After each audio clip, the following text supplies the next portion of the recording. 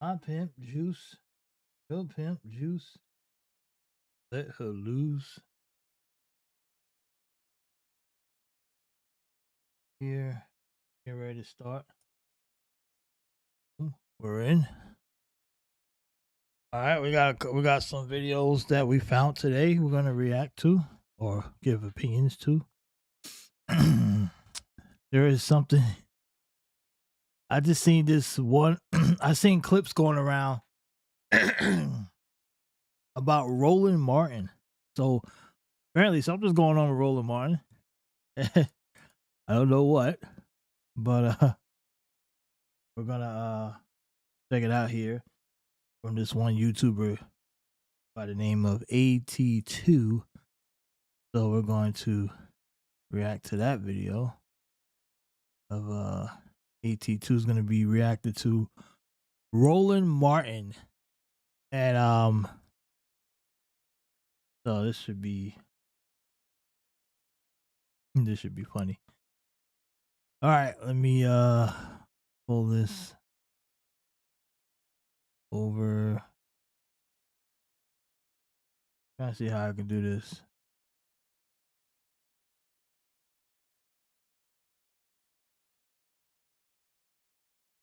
All right. So his name is AT2, and we're gonna react to his reaction to the reaction of the reaction. Whatever. Okay? All right, let's get it started.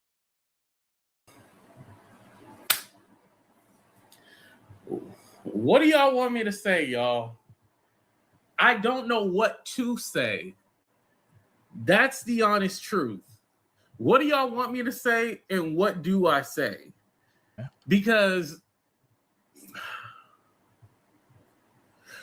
a couple of things. I debated on whether or not I was going to touch on this, but after Tasha K released some information saying basically she confirmed with his lawyers that, or through his people that, yeah, the photos are real, like they're not made up.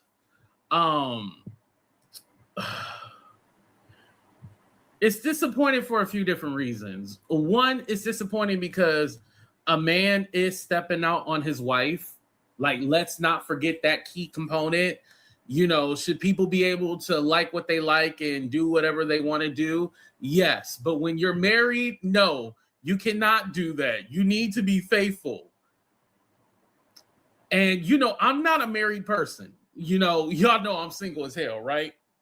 But I just believe that you should be with someone who should match your freak.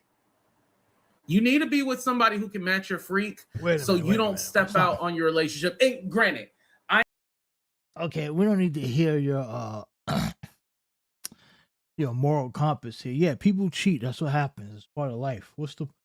Is this the crux of your video? I really don't want to hear your moral compass here on, let's get to the details of this story. Okay. So let's see. Yes, I'm your boy AT2. How everybody doing? How everybody living? How everybody? Okay, sure. Yeah, shout out to Black Love. What's up, Ty? All right, enough of the pleasantries because I see a lot of y'all already in here. A lot of people want to know what's going on. Right. So Tasha K was given some information through another blogger, and basically it was some steals of Roland Martin in uncompromising situations and involves another woman. Mind you, Roland Martin is married, right? Okay. And again, it's not necessarily about, oh, don't do this to Roland. How dare anybody go against Roland? At the end of the day, when Christy Nome, freaky husband, had put on the big breast and, those photos got leaked out, didn't we all talk about it? Yes, we talked about it. We made fun of it. So yeah. Okay, what's your point? Not the best comparison, but I get what he's saying. I mean, Christy Nome was the Secretary of Homeland Security. I mean, right, and that wasn't like the first thing that went on with her. Remember, she lost her pocketbook at a diner. I mean, Christy Nome killed her dog. Like, this is kind of a drastic comparison that he's trying to make. I get why he's going there, but terrible comparison. Terrible. Come on, man. Right? He's trying to justify why he wants to go. Look, if you want to go at Roland for this, for him cheating on his wife, do it. Why make excuses? Why come up with all of this extra shit? Just say what you're gonna say, dude. Like, what is the point of this? Do we need a fucking like a what do they call those things that people do? Eulogy or whatever on like what are you about to do? Just go in. You either against it or you with it. Who cares of Kristi Noem and her husband boobs? What does that have to do with the price of tea in China? So everybody gets a seat in the hot chair, you know? Okay, who cares? Like, just do what you're gonna do. You know, we still don't even know what this is. Okay, cheating on his wife. Everybody's probably cheated on somebody. We've seen the scandals before. Is this something new? Like, what's the extra part of this that makes this so bad that you have to go into this well, you know, it's not, we have to do it because everyone else does it. What else? Tell us. Hello, we're waiting. What I'm surprised about is that this went to Tasha K and not some right-wing blogger. Why are you surprised by that? Why would a right-wing blogger why would someone care? Oh, an independent media guy cheated on his wife? Do you know how many scandals the right-wing bloggers go through every day? First of all, there is probably no clean. The current shit that the right wing got going on with Kristi Noem, as you mentioned, Matt Gaetz and his shit and all the other stuff. What the hell would they care about this for? A black independent media guy cheating on his wife? Ooh. Yeah, that's really going to be an important topic in the right wing spaces that they care about. You know, let's just be like honestly, like, yeah, they'll probably talk about it, make fun of it once they see it out there, but it ain't, who cares? But yeah, sending it to Tasha K makes a big difference because it's going to circulate within black spaces. And a lot of black people look at Roland Martin, they hold him to, especially in the black political space and black news. He's the only black news guy that's constantly in the top amongst the black news and podcasts when it's covering news. Like, yeah, we have entertainers like, you know, Shannon Sharps and the Joe Buttons and those guys but Roland Martin is the only black news that has any type of traction. So he's a significant figure in the black, I guess you could call it the black educated space of people, black educated people that follow politics and news. So yeah, this is obviously a bigger deal if you hand it off to someone like a Tasha K who dabs in that network of life of like gossip and drama and salacious stuff. You know, who knows? Maybe someone did send it to a right wingers. Like, who cares about this? Ooh, okay. We have worse scandals over here. Like, it's just our closet, right? All the sexual harassments and sexual assaults that they commit. They right, like they're not gonna touch that. But yeah, I mean, yeah, sure. Like the New York Post will probably say something about this. They'll cover it. They'll probably put a post out about it. But like, let's be for real. Like, you know, like, you know, like I would expect this to probably go to like a Brandon Tatum or a Brandon Tatum. Why the Brandon Tatum? He's in his own hot water right now. And he's not a salacious gossip guy. Once again, why? No, it went to the person it was supposed to. Why would Brandon Tatum care about Roland Martin cheating on his wife? they don't care about that shit because they do the same thing. They have sex orgy fests at the conservative right wing parties and stuff every weekend. They're all cheating on their wives. Yeah, didn't Pete Hegseth, the Secretary of Defense, or now Secretary of War, had an issue where he was just like, you know, cheat on a wife is not a scandal in right wing circles, even if it's coming from a left winger. You know, Roland Martin is not that important in that kind of space like that. He's important in black spaces. That's why they sent it to Tasha K, because apparently whoever wanted that out there is trying to fucking come after him. But cheating, what is this the biggest thing here? The cheating? Is that it? Like, come on, get to the details of why you're trying to set us up for why you're trying to make excuses on why you're about to go after him or go in on him, make fun of him. Or, you know, a Benny Johnson. Benny Johnson? Benny Johnson has his own scandal. He's in the middle of a scandal right now. Come on now. Benny Johnson?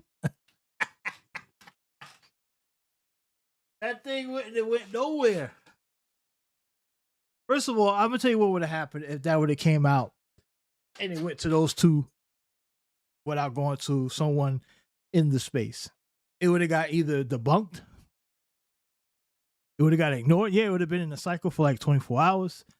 Right wing would have had a little fun with it, but it wouldn't have been a serious thing. It would have been, okay, whatever, gone.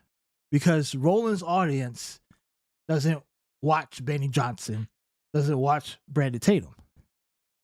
So his audience, this is deliberately sent to Tasha K because I would bet that there is some overlap to a degree between the people who follow Tasha K circles and some of Roland Martin's people, or audience that cover his shit. That's the point. That is the point. Benny Johnson and Brandon Tatum, they're not significant here. Not from something like this. This is some dude. Like now if Roland Martin was gonna run for office, he was gonna run for president or Congress. Yeah, I mean that'd be different. But he ain't doing nothing. He ain't doing nothing insignificant. He's talking into an echo chamber of, and I say echo chamber, I don't say that in a bad way. I'm just saying he covers black news and black issues. That's why outside of that, no one's really sweating Roland Martin.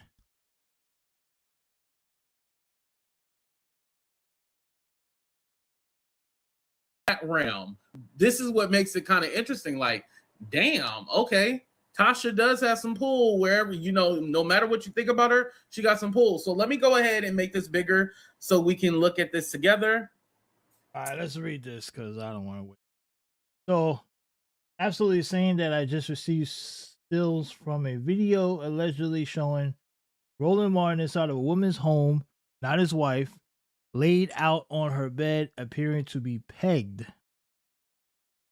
The fact that cameras are set up in the room, the fact that he allegedly sent her pictures of himself in a G-string, this is only the beginning. I wish I could unsee this. Yeah, we reached out to his team and we're waiting on a response. Everything is allegedly, even my name is allegedly. So it's allegedly that Roland Martin was in a G-string. And he likes to get pegged. So this is a man who wants to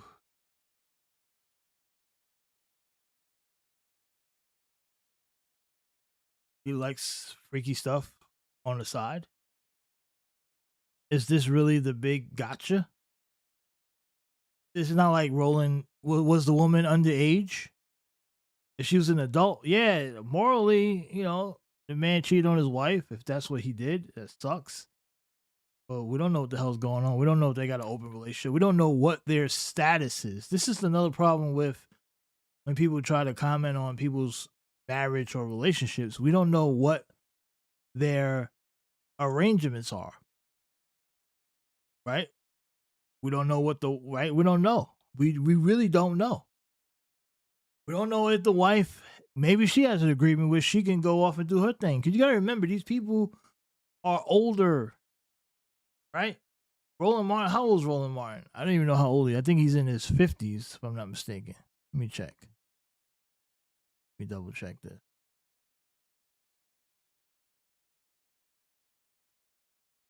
Roland Martin's age.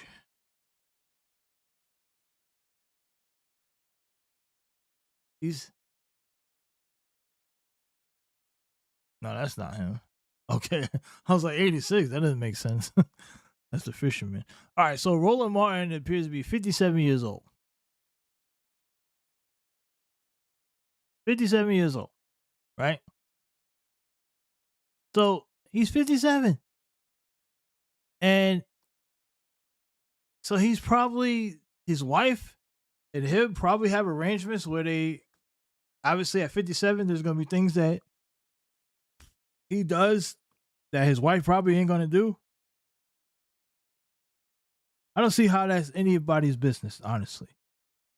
I mean, look, I wouldn't do no shit like that. I wouldn't be getting pegged. But I don't think that, why is this a scan? Why is this like, oh my God, like, you know?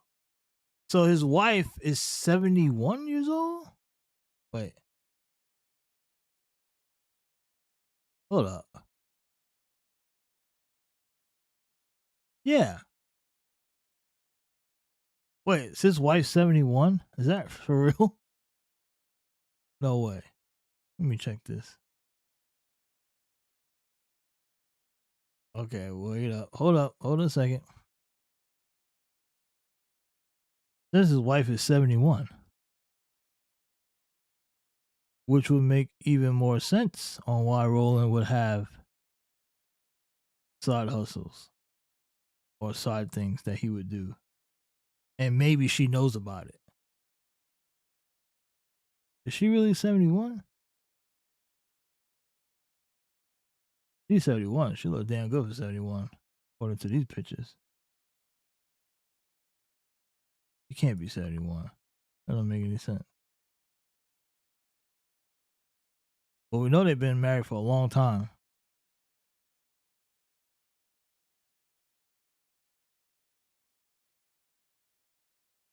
Because 66 weeks ago, they had a 24th anniversary.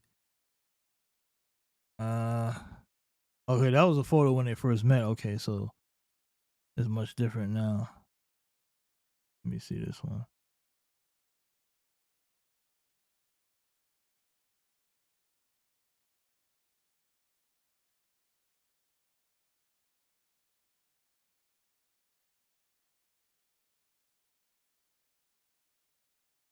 Okay, this is 4 weeks ago.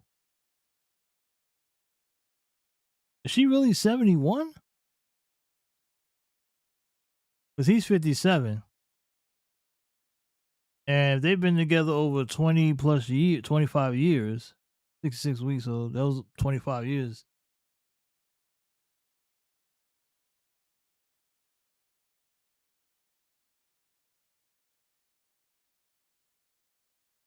I think she's 71. Let me make sure. Trying to be accurate here. All right. I think she is 71. The Dr. Jacqueline Hill, Jacque Hill Martin is 71 years old. She was born October 15th, 1954. Author, ordained minister. Yeah, I think this is her. I believe this is her.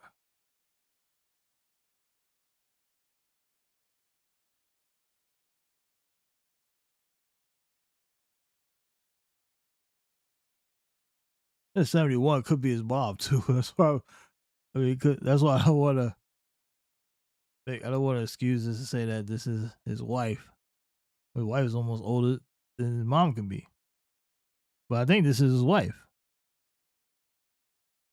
So if that's the case, and like I said, it appears that this is his wife. So who? Like I said, if this is his wife, then we don't know what kind of arrangements that they have in their marriage between those two, to where you know to where he can go off. Yeah, this is the wife. Yeah, but now this is not showing her age at all.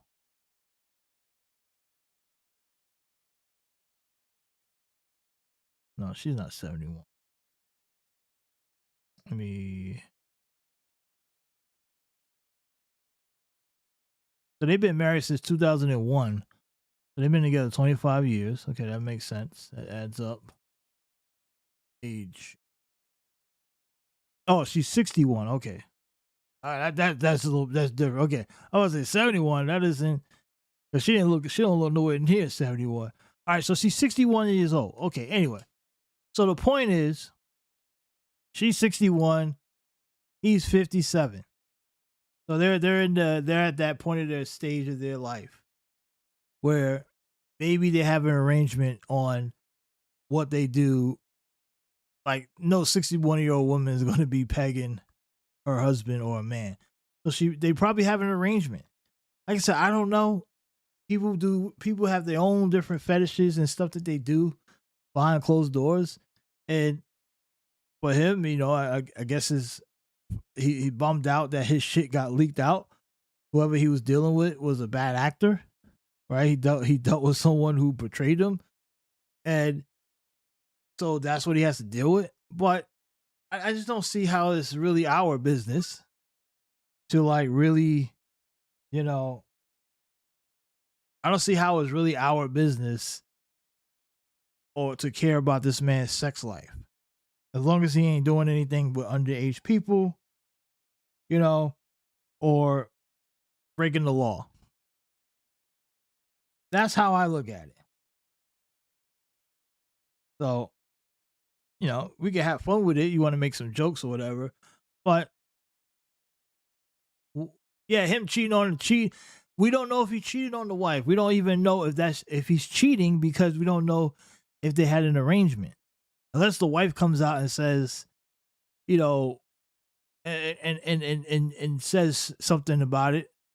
We don't even know if it's cheating, because is it cheating if they have an arrangement? We don't know. What if she has an arrangement? What if she's getting slinged down by some big cock black stud on the side, right? Well, if there's an arrangement where, because she's in it. From what we see in her photos and her videos, she seems to be in pretty good shape for 61. Like, as far as, like, far as from a black woman standard is, she seems to be really healthy looking. So who knows? Maybe she's getting, piped down. And I say that in a respectful way. I'm not trying to talk about someone's wife, but who knows what kind of deal? Maybe she has her own deal where she's getting her business taken care of on the side, and he knows about it. And they're like, "Hey, we're gonna do this." They've been married for long. They probably love each other, but they have. It's just kind of like, unless you been in, like, I don't know, because I've never been in a relationship that lasted 20 plus years like that with another person. So, and most people have not, especially people who are online making critiques about this. Most of us have not lasted that long, and we hope, you would pray one day that you can find someone that you can be with for 25 years. But once you get to that point, you don't know what it's like to get to that point. And sometimes people remain in those relationships because it's hard to hit the reset button when you're like 45, 55 years old, to start over and to meet someone else again and to get another 20 years out of it. It's not easy, especially when you build up stuff, like when you have something to lose.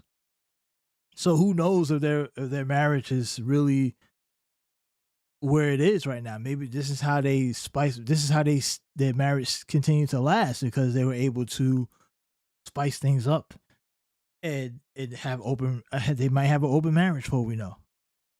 I'm just saying we shouldn't really, you know, the internet's gonna do what the internet does, but the cheating part to me doesn't seem like a fair assessment at the moment because we don't even know if it's actually cheating.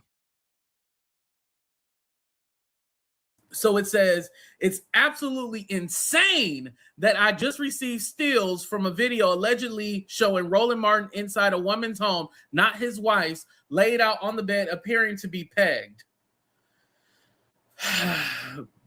I should have warned you guys. Real quick, put your kids to bed. Put your kids to bed. 1, 2, 3. Put your kids to bed.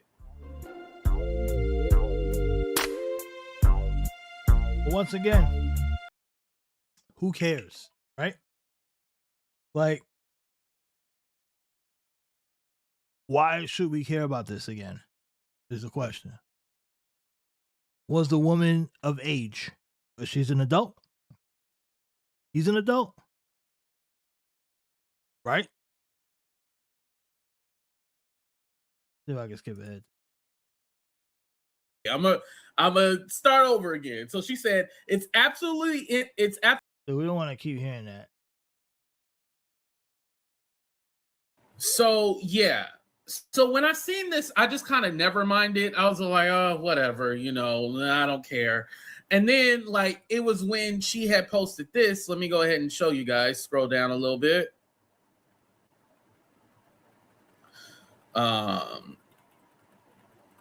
Shoot, let me make sure nothing freaky come up on my computer, on my timeline on Twitter. Remember, Roland got caught. It was like some kind of like, it was like gay, and like it flashed up when he was scrolling through his iPad on the show. Remember that? Everybody was going crazy over that, but I didn't even care about that. Okay, so this is the update right here, you guys. Let me blow it up.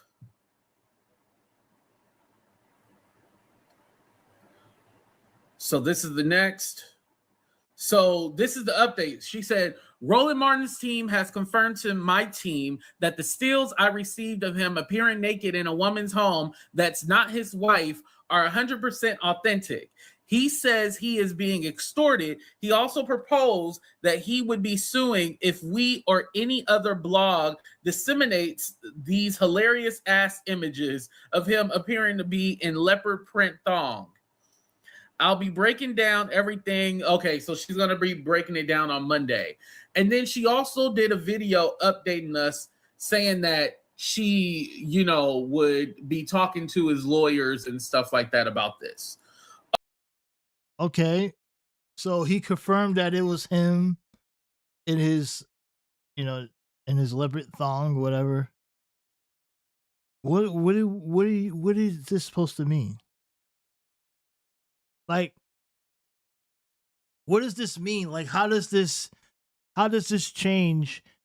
See, here's the issue here, because we see people who are caught up in scandals, like they'll do things with like they caught with like underage people, some salacious stuff, and they have these mass followings, and people still side by side with them.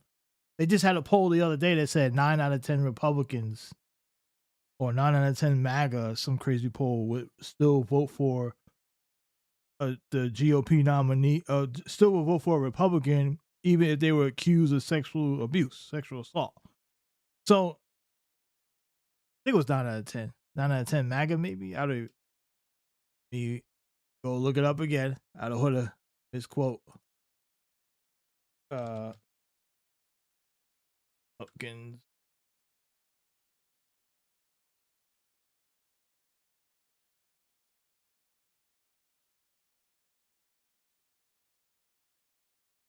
Okay, here we go. I'll say it wasn't 9 out of 10. Sorry. Roughly, there's different polls, but one political poll says 66% of MAGA voters would support a Republican candidate accused of sexual assault over a Democrat. There's another poll that says 72% would back a Republican candidate accused of sexual assault, compared to 53% of Trump voters overall. So roughly, 2 and 3 MAGA voters say that they would support a GOP candidate accused of sexual abuse over a Democrat. 2 and 3. So there you have it. So this is the type of stuff that you see where these people would support that type of person, that because of the ideology, regardless of what they're into, right? Donald Trump got reelected twice. He got elected twice, even with his baggage. But when we get to the situation like this, so what is the outcome here for Roland Martin, and what is the point? Because, like I said before, Roland Martin is the only black news, the black network covering black news and news that's catered to black audiences. Out of all the other people who have large platforms in the black space, he's the only one that covers black news and news, or news that is important to black people. So, and it seems like now you see black people who want to take him down, or if not black people, someone else via black people. So this Tasha K woman, who her whole thing is salacious gossip, queen drama, whatever, taking down, exposing stuff. This is her lane. So this is big for her. Like, and that's why she's loving this, because she's gonna get a lot of views off of it. She's gonna make a lot of money off of what she's doing, and that is the point. That's the whole point. But what does it do for Roland Martin? Does it stop Roland Martin's message or whatever he's doing? Because this doesn't take away from what he's done now. I don't think it has anything to do with it. Like I said, if he was caught up in like messaging a 17-year-old girl, or he was hooking up with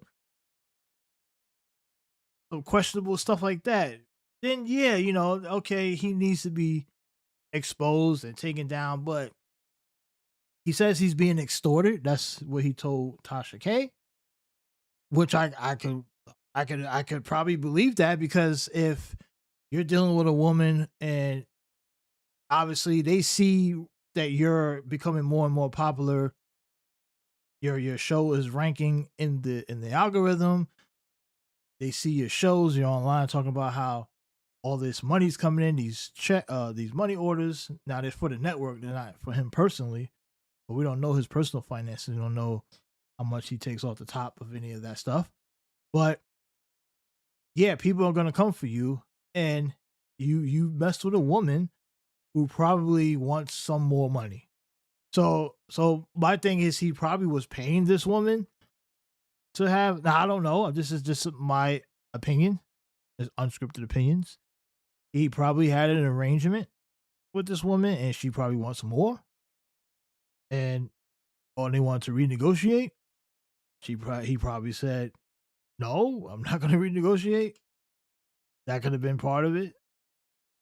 We don't know who the woman is.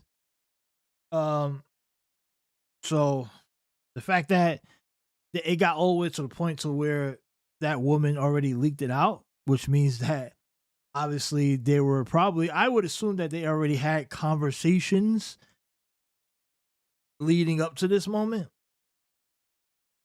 And she probably said, okay, well, he ain't going to give me the money. I'm just going to expose him and hope that it hurts him.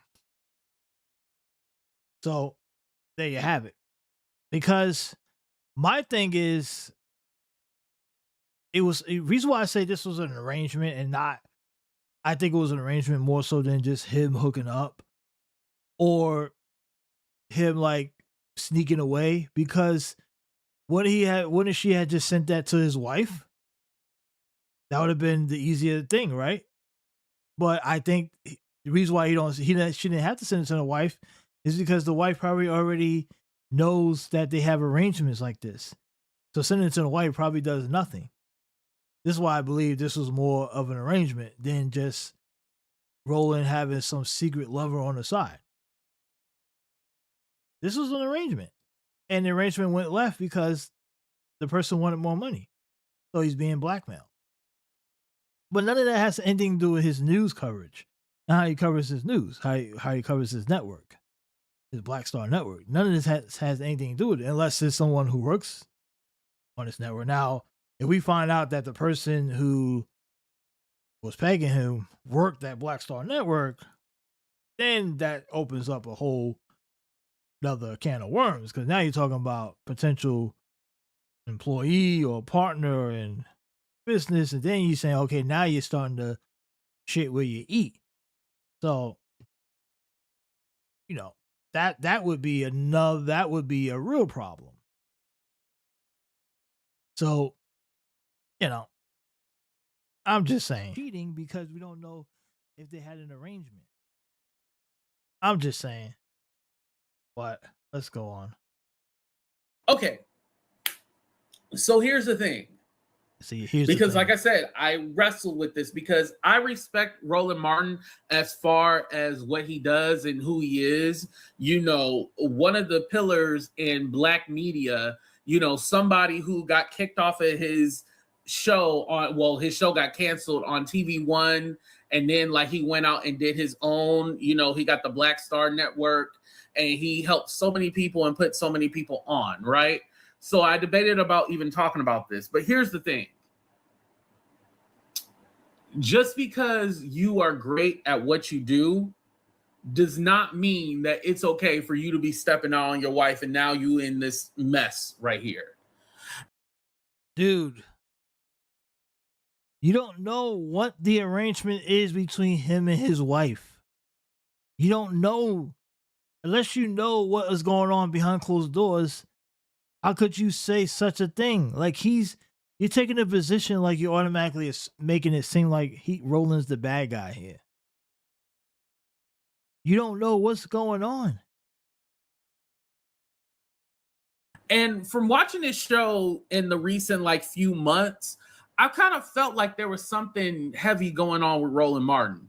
And I just couldn't put my finger. There you go. This guy's he's full of shit. Come on, dude. Seriously, what are we doing here? I thought I felt like something was off. So you knew he was getting pegged you knew he was getting pegged because you was watching his show and you felt off? Come on, man. Come on now. The dude is covering heavy topics every day. For the last few weeks, he's been covering topics about the Nolan Wells thing, Black unemployment, a lot of Black issues. Yeah, it's gonna probably come off as him being tough. He's always talking about being frustrated at he's being attacked all the time by people who, attack him because he's trying to educate the Black populace on the importance of voting. Yeah, he probably does get tired. He was also at different events. He travels all the time. He does his show. He kicks off his show from his car. He's done it before he gets into the studio. Yeah, he's probably going through shit as a guy who's working hard and trying to run his network. That's called him probably being tired and probably wants a vacation. Come on, this is crazy. This A2 guy is trying to backdoor his way into this. If you want to criticize the man, I think the whole criticizing the man's marriage is stupid, to be honest. I don't think that makes any sense. But if you want to go there, but don't try to backdoor your way in this. Just say what you want to say. Just say, man. I think just say what you're going to say. Finger on it, but it felt like something was going on. He wasn't his normal self. He wasn't like his normal self. What? And something had been weighing on him. Now, if this is true that he's being extorted from this woman, whoever it is, then that woman, needs to be sued, and she needs to get in hell. She's gonna have hell. Fighting with Roland Martin in court. But another thing is, Because my other thought was like, oh, this woman secretly recorded him. According to Tasha K, there was cameras set up. So you've seen the cameras, you know? That's why it's more likely that this was an arrangement that went south because the woman wanted more money. Because do you really think that Roland Martin would, as someone at his level, understanding, hey, I have a media company, I'm recognizable in black spaces. You think he would really be like, oh, I'm going to sneak out on my wife and hook up with a woman that has cameras set up everywhere? Come on, think about that. Like I think Roland was a lot smarter than that. I think Roland and I think what more likely what's happening here, and this is without me having all the facts, is that based on the small details that we hear, it seems like, especially if he knew about the cameras at her house, right? Because he's at her house, according to what Tasha K said. So if he's at her house and she has the camera set up, my thing is, this is an arrangement that has already been pre-approved by his wife, understanding that they had this arrangement and the woman in question probably wanted more money and they couldn't come to an agreement. So she decided, hey, I'm going to blackmail you. It happened. That's what happened. But how do you think that this is some guy sneaking off on his wife during all this? I know. I don't think that I wouldn't put him in someone that's that stupid to do that. Not saying that obviously people cheat all the time, but this doesn't seem like a cheating scenario. This seems like more like an arrangement that might have been pre-approved by the wife. And who knows what kind of stuff the wife has going on. But he said why he doesn't see that angle, I don't understand that. Why he's not putting why he's not putting that together, or even a possibility that be true. Still doesn't make it right for this information to be passed on from blog to blog, right? Like, let's not forget about that component of it. Still doesn't make it right. However, you stepping out on your wife. Oh, you keep saying stepping out. But then, and I'm happy that you brought that up, Tanya. Is he stepping out on his wife because this could be an arranged thing? Oh, here we go. Here we go. Now he's getting there. Now he's getting to what I said. Oh, okay. Because I was getting ready to say he had to wait for his audience to bring it up. A woman in his audience brings it up. Right? So now he's getting to where I just said. I haven't listened to this, so I didn't listen to this ahead of time. I'm playing this for the first time. So I had no idea he was going to say this. But now he seems to be coming into, now we're getting on the same page, A2. Okay, so AT2. Yeah, you have to consider that. This could be an arrangement because I know some of y'all don't believe in new age relationships, but I think it's healthy to have an open relationship. And why do I think it's healthy? Because I believe being open about what you like, and you like certain things and maybe your partner doesn't like it, then you're allowed to get what you need, and then you come back home and be in a relationship. I think it's better. He just say at first he was just getting ready to rag on him for potentially stepping out on his wife. Now he says, I believe in healthy relationship. I think this is good, that you should go somewhere to get what you need and come back. Well, when you cheat on your spouse, you're going somewhere and getting what you need and coming back too. Right? I mean, it's the same shit. It's just that one is an arrangement. Like, I don't understand. Now he's in favor of it because his audience says, well, maybe it was an arrangement. So he just changed his whole tune now. Then to have a scandal like this.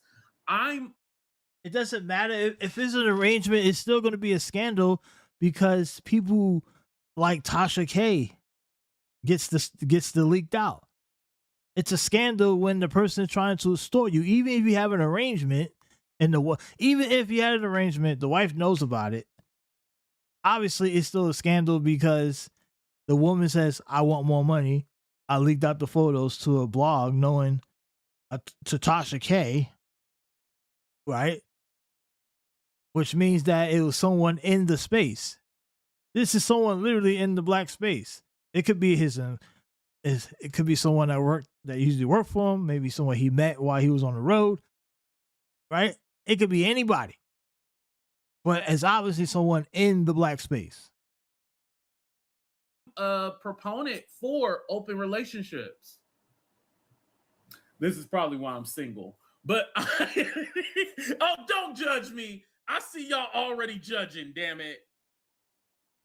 He's a proponent for open relationships, but he just because again, just like when you have these pastors out here sleeping on their wives and stuff like that, those be some arranged situations. You think the wife don't know? Have y'all ever seen the movie Honk for Jesus with Sterling K. Brown and Regina Hall?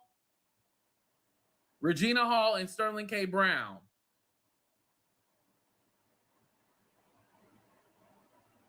Yeah, thank you, Shawnee. Different strokes for different folks. I'm not saying that this works in your relationship. Again, I'm not saying that this is your relationship and your relationship should be open. I'm not saying that.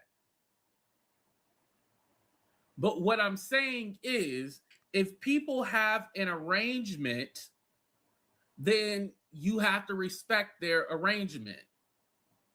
Like, if it works for them in their home, that's what works. Like, again, I can't tell you what works in your home, but I can say for certain people, this is what works in their relationship. So we don't know for a fact, but also too, knowing that the images and stuff are old. Okay, well, one thing, this is probably something that him and his wife probably worked out, right? And let me stop sharing my screen because I want to check something else. Because before, all right, so the images are old. How old are they? One, right? How old are they? And maybe Roland told his wife. Could be something that happened in the early stages of their relationship, or it could have happened before. I mean, they've been married 20 plus years, 24, 20. So were the images before the marriage? We don't know. Either way, it's a who. Why is this important?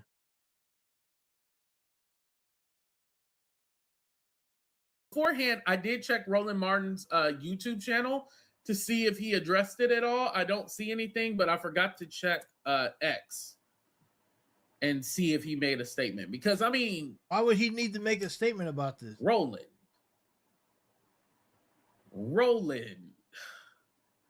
Ay, ay, ay. And I want to say this too. So now, because I've shared Roland content, I reviewed Roland content. Does this take away from the work that Roland Martin has done? Oh, no. I mean, if you guys find out that this is true, will you stop support? Okay, well, let's say this. Will you stop supporting Roland Martin? Yes or no? Will you stop supporting him, or you still will continue to support him?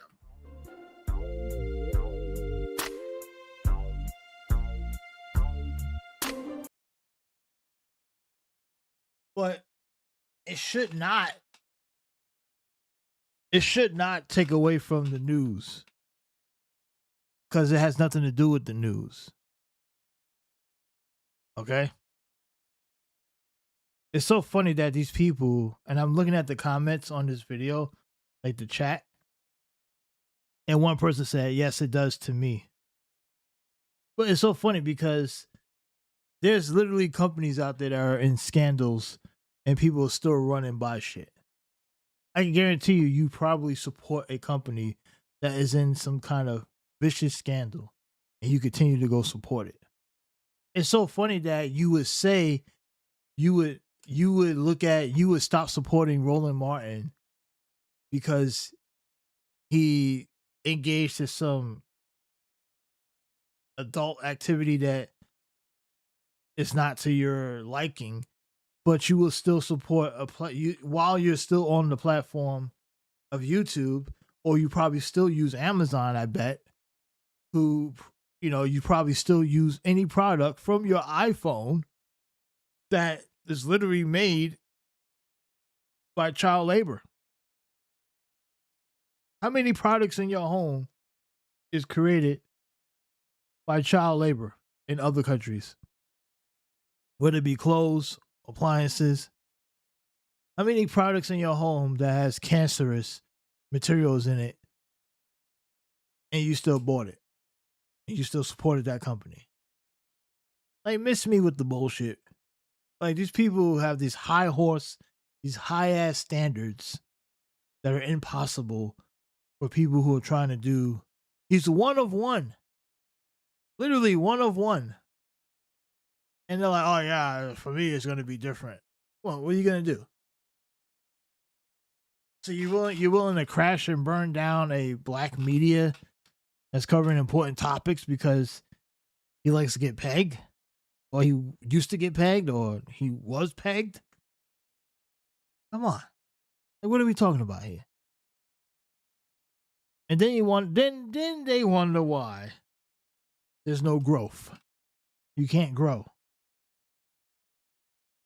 I really don't even want to continue this because this is kind of like a waste of time. Let's move on to the next topic here. Let's go to let me see what I can find. Oh, here's a good one. Who raised Black Americans elites? This is from Ism Radio. Move on to Ism Radio. I think this is Tariq Nasheed's radio. Who raised Black athletes' greatest icons? Brother Dan, hop on, Dan. Yo, what's good? Can you hear me? I can hear you, brother. What's going on? Man, not much, man. I think like what you were saying was real key about them being so desperate. They're actually going and researching our family histories and stuff and trying to copy it, but they didn't live it.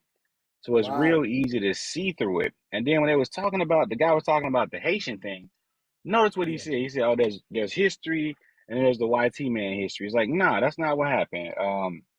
The Dutch actually owned most of the land up here at first. Then it was the British. Then it was, there was the British, the French, the Spanish, the Dutch, and then we got our independence. And they had nothing to do with that. And the only reason why, and no disrespect to Haitians or Haiti, but we got to be honest about that. Napoleon had a bunch of BS going on over there in Europe, and they couldn't send the troops over there like they could. So they really won on on a handicap match. But that's not the conversation for a different day. And I do think if they were more focused on them and what they could do, they'd be in a better place. Especially when you look and you see that Haiti in itself, they're not even trying to rebuild it. They're all trying to leave and go over here based on the freedoms and the rights we fought. So I just wanted to add that real quick, man. Shout out to you. I do got to hit you up a little later, bro. No doubt. All right, peace. No doubt. Thank you so much, Dan. But yeah, it's heavy, man. Well, yeah, they've been trying to wiggle their way into the history, into the lineage. Well, they've been trying to backdoor. And, well, this delineation got people in a chokehold.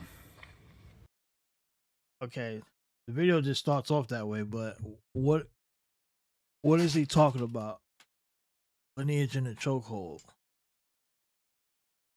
So he was going to talk about these icons here: Michael Jordan, Beyonce, Tiger Woods, Michael Jackson, Serena Williams. Is he going to get to that point? It really has people in a chokehold. It's themselves from us as far as they can. We're not supposed to do that. This nigga, he's a musty superhero. He's Tether, man. You're live. I'm just enjoying. I'm one of the ones that is a little illiterate here, and I'm just It's all listening. right. We love you. We love you anyway, sister. We absolutely love you. All right, I love little this show. You illiterate. telling the truth here. Yes, it- Okay. She says she's a little a little illiterate. Oh God. Thank you so much, beloved. Thank you. That she's in there making some grits for her grandkids. Shout out to her. That's why she sounds like she make good breakfast for them grandkids, and they got to eat all of it. Don't you leave them biscuits on that plate now. You don't waste biscuits now. Shout out to that sister. All right, let me see. Let's get the family in here. Let's get y'all in here. What's up, my brother Thurston? Shout out to Thurston. That's one of my OG talk about the partners topic right there. or What's what? up, Thurs? We're 7 minutes in. Hold on, let me get my brother Thurston. Wait, before we go into anything, how'd you get memory loss? What happened? Did the dude are the most educated group on the globe? People that hear me speak all the time already know this, but what a lot of people don't know is Black men also are the most educated group, and that's something that I didn't hear you say when these people were arguing, saying all these things about Black people. We always pump up our Black sisters, and I love it. Can't nobody say nothing to me about Black women. If they have issue, I talk to them privately. So I got my Black sisters back, but Black men are the most educated group except for white people. Now, this is so important to me, so just give me a second. What? I did a study on my own, and I had an argument with Google, and they didn't want to admit it. You all have heard me say this before. It was like a human being got behind. Did she say? Did I miss that? She said Black men are the most educated people except for white people. Go back. And I love it. Can't nobody say nothing to me about Black women. If they have issue, I talk to them privately. So I got my Black sisters back, but Black men are the most educated group except for white people. Now, Black men are the most educated group except for white people? What the fuck does that even mean? You just said the Black women were the most educated. Now Black men are the most educated except for white people, which then so that means white people are the most educated just by your sentence. He's all over the place. Let me hear that one more time, because I know I ain't bugging. Privately. So I got my Black sisters back, but Black men are the most educated group except Black men are the most educated group except for white people. Except for white people. What?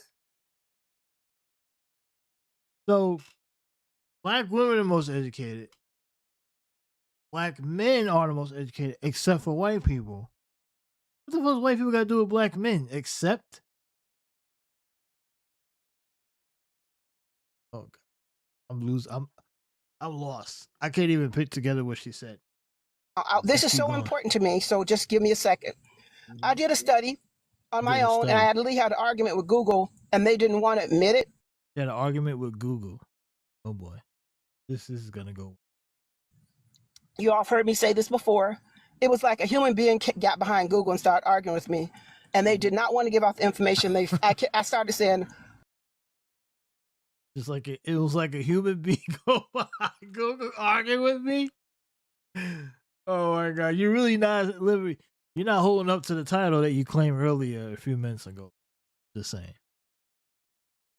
Google, tell the truth. I asked you, who has more college degrees than Black men in this country? And they literally came back with a response like a human being, said, well, at the end of the day. And I mean, we was going at it. They said there's no other ethnic group, no Asians, no Koreans. What they always throw out there is per capita. And okay, let's stop this for a second. Having a college degree does not make someone. First of all, what does more educated mean? Because educated in what? Because a person who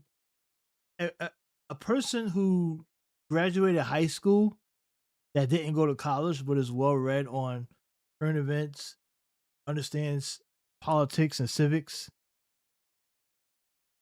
could be smarter and more intelligent than a person who graduated high school, went to college and got a degree in not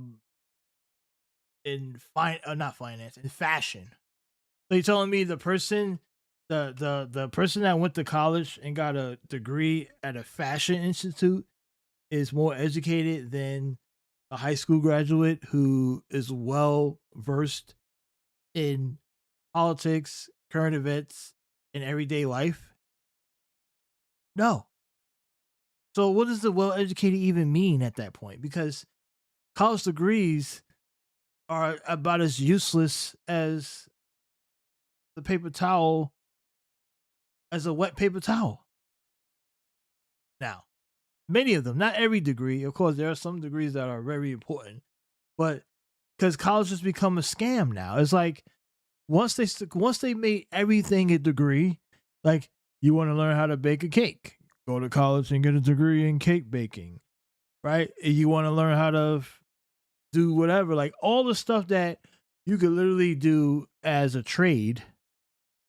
They make you want to go to college for it and spend amounts of money to get that degree just so you can say you went to school at this school. And then if you didn't go to the prestige universities, like getting a 4-year degree from like bootytalk.com university is not the same as if you went to a university like Michigan or Stanford.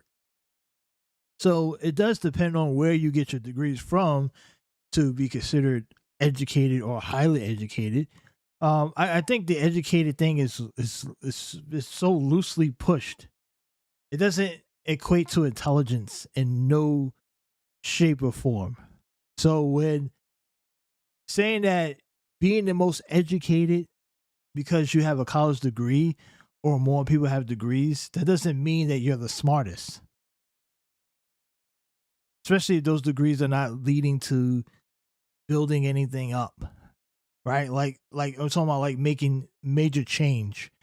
I can have 100 people that have degrees in fashion, but it would be useless if I'm trying to build political power, or if I needed to uh, figure out how to run a finance company, right?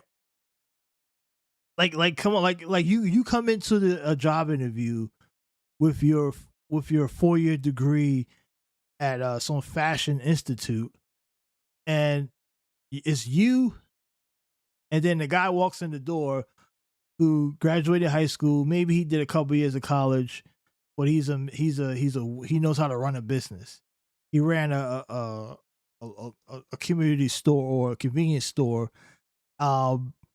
He's good with numbers. He understands math and charts, but he doesn't have the 4-year degree like you have in fashion. I'm gonna hire that guy over you, even though you got the college degree, because at least he understands the business part of what we need. We need someone in business. Why would I hire the fashion person to run my business? Because they got a 4-year degree in fashion? Yeah, if we need someone to figure out how to decorate the hallways, we'll call you. But to balance the books, we don't need you.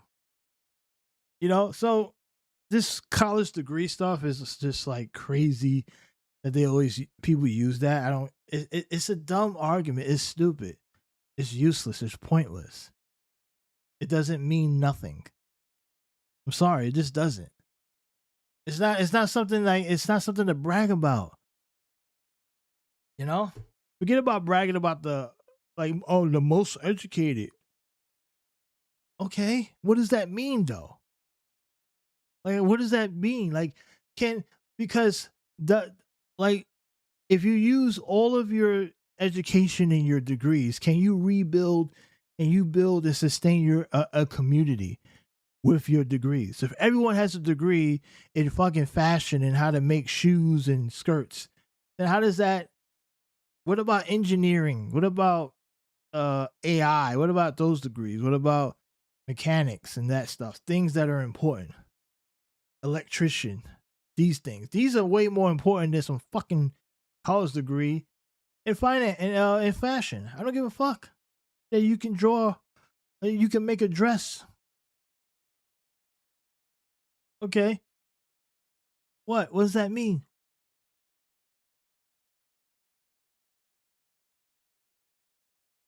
overrated. That's what I'm saying. Like most college program degrees are overrated.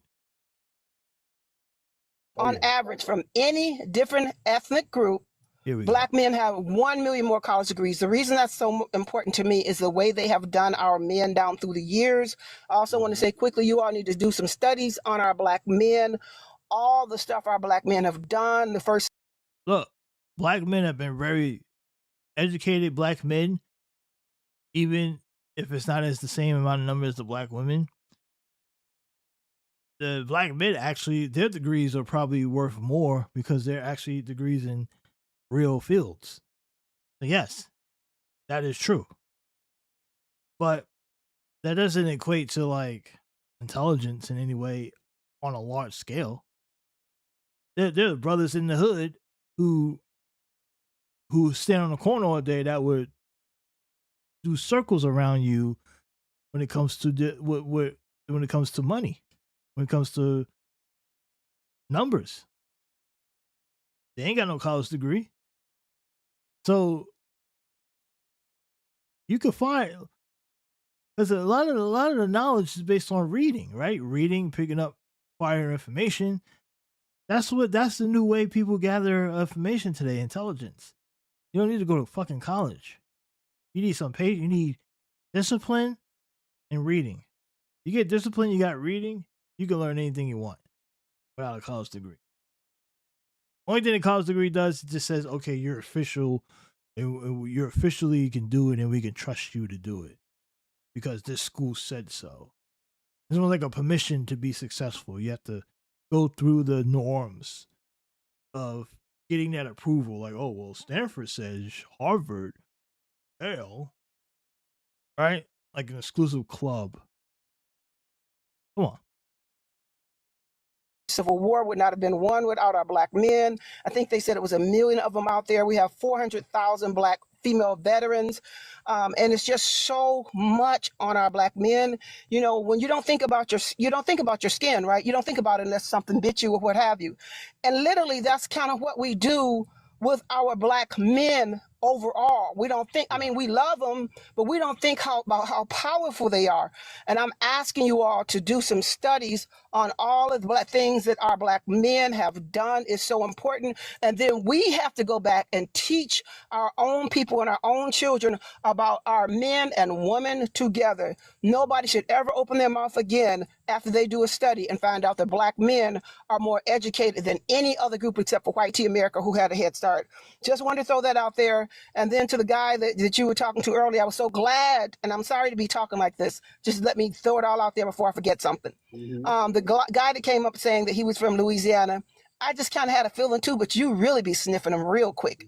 And then when he goes, 3 years old, that was when I was 3 years old, and he had all these names, I was like, okay. Then you came, Adam, I was like, Tariq got him again. So I wanted to throw that out there. Let me see what else I wanted to tell you quickly before I forget.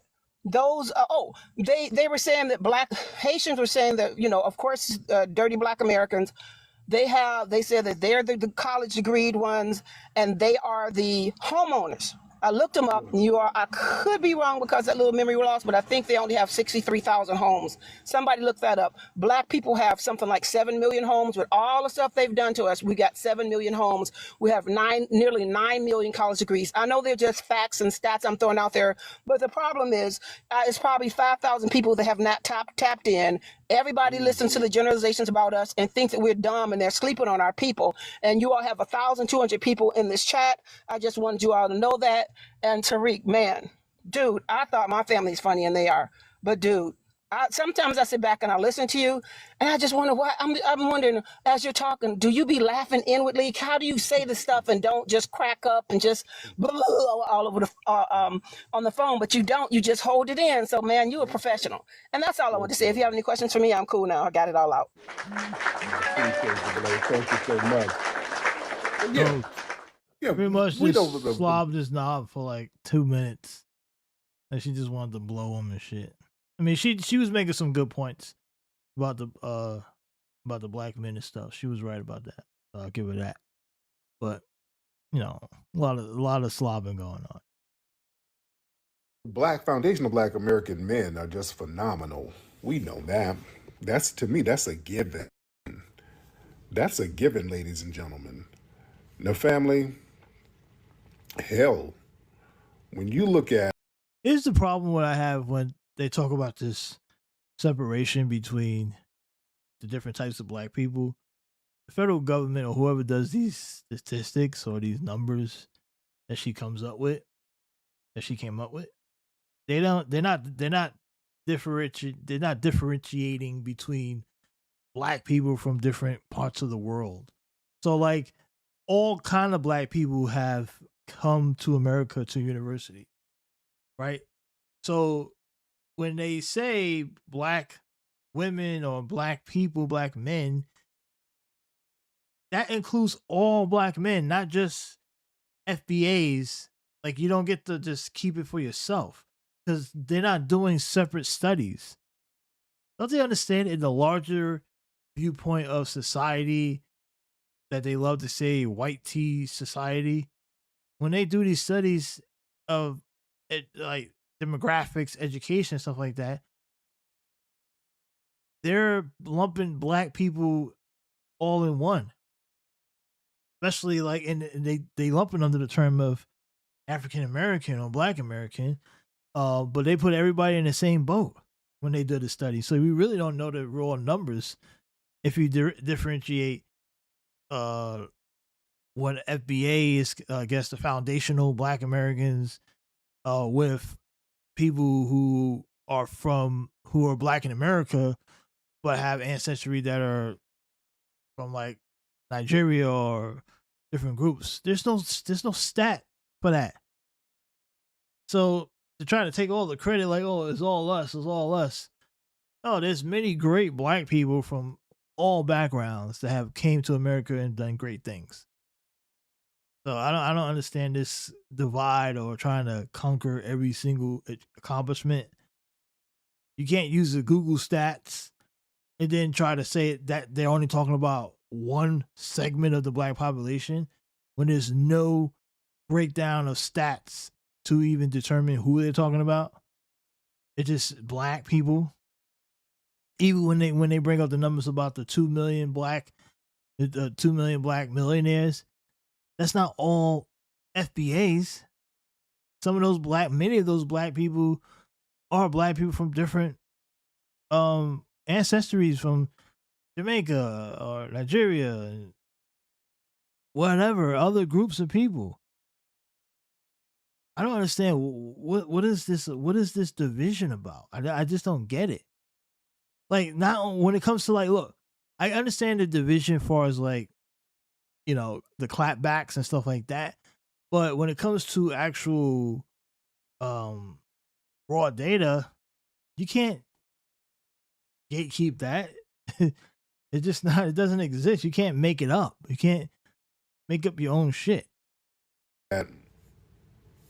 Foundational Black Americans, look at our icons. You look at a foundational Black American icon. Okay, I think this is where he's getting into the icons. So he went over 15 minutes. Now he's finally going to touch on it. They've all had strong foundational Black American fathers raising them, right? Think of our icons: Venus and Serena Williams, iconic tennis players. Strong. So he said Venus and Serena Williams.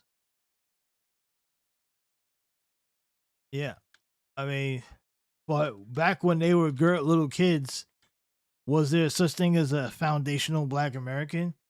I don't think her father would have been like on some separation, you know,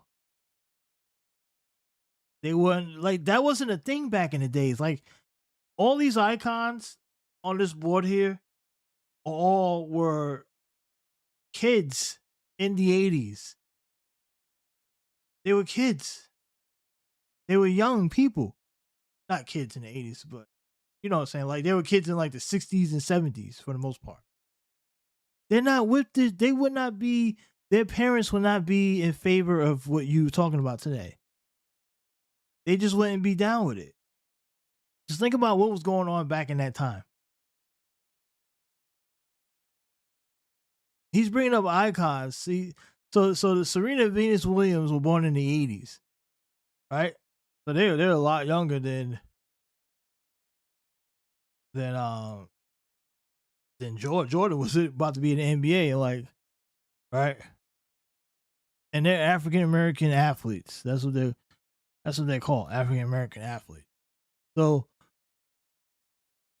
would they even be? Would their father even be? Would even support what you're talking about?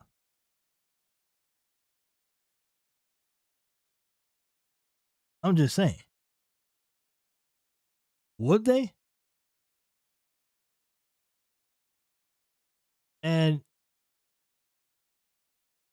plus, let's talk about the parents or the father. Father was Richard Williams. He was born in Shreveport, Louisiana in 1942. Taught himself the game of tennis. Right? So he was an impressive man. Tennis coach. Known as Old Whiskey. He took lessons from a man named Old Whiskey.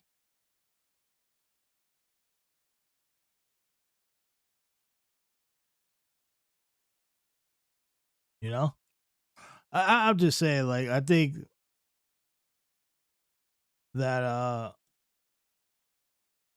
it's so funny because all of these people, right? Let's look at this list real quick. Except for, I want to say Beyonce. Maybe Michael too. I don't know. Did Michael Jackson, who's Michael Jackson's wife? Let me look. It's so weird because we'll look this up real quick. Michael Jackson's wife. Oh, he had a white wife too. He was married twice. So here's the funniest part. So Serena Williams, white husband. Michael Jackson had 2 white wives. Michael Jordan, white wife. He did have a black woman at first. Tiger Woods, had a white wife, and about to have another white wife. I think Beyonce is the only one on this list that has a black husband, has a black spouse. How about that? So much so for this pro FBA, FBA is supposed to stand for like pro blackness and, acknowledging lineage and all this history, but you willing to break the lineage by procreating and marrying a white person. How does that help promote black unity going forward when all your icons' wives or spouses have been white? All of them. So you build up your greatness just to give half of it away to the white tea supremacists that you say? FBA stands on business. FBA fights the white people. Fighting in the sense in meaning getting married to them and having children with them and giving half of your wealth away? Is that the fight you're talking about? Because, like I said, 4 of these of the 5 icons all have white spouses at one point or another. But were they really in the fight? Were they really in the fight? Look, don't get me wrong. You can marry whoever you want to marry. I'm not saying here making judgment on anyone's race or who they marry. It doesn't matter to me.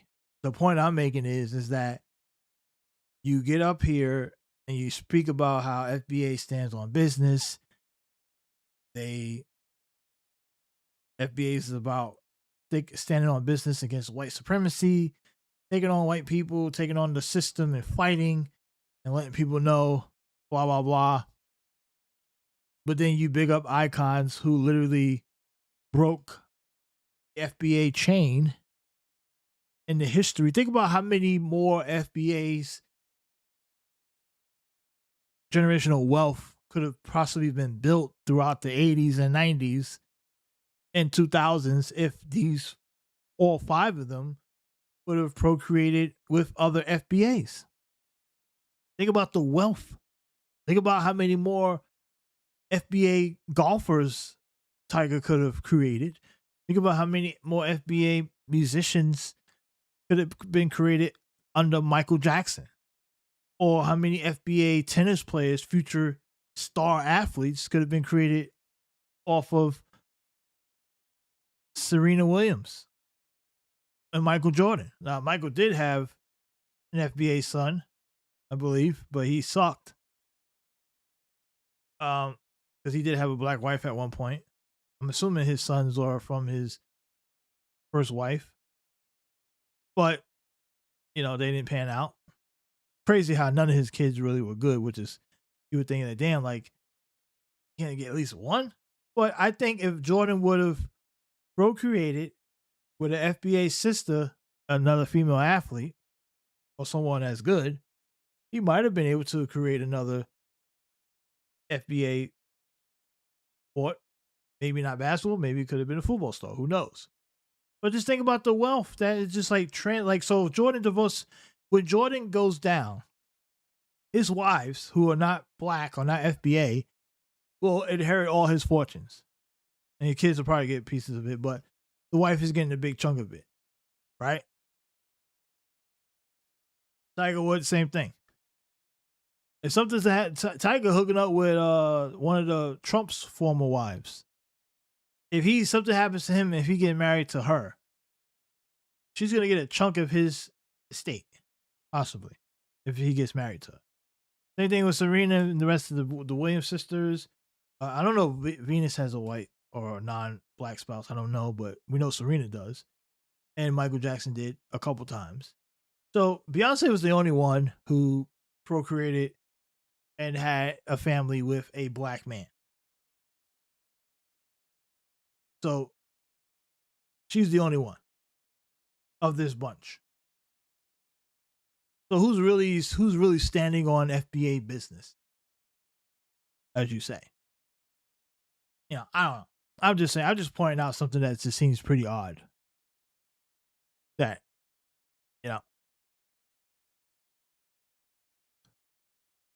it's just a lot of generational wealth just gone because you couldn't just stand on FBA business. Black father, Tiger Woods. Even Tiger running around here talking about he's a Camblin Asian. With Camblin Asian, nothing. Your FBA damn dad got you where you need to be. So Tiger Woods. So now he's saying that the reason why Tiger Woods became a great golfer is because his FBA dad is the reason. Now, let's look up Tiger Woods' dad.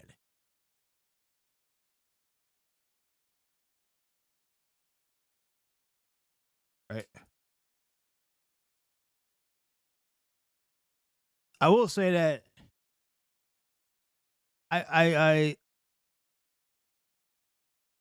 his dad is Earl Woods, who was a U.S. Army infantry officer. Father, he was born in Manhattan, Kansas, 1932.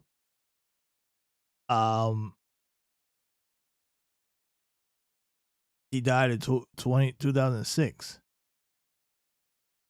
So 2 tours in South Vietnam.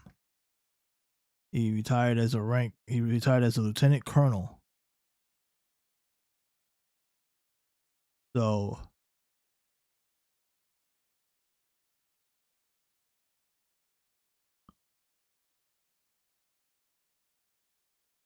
he died in Cypress, California. So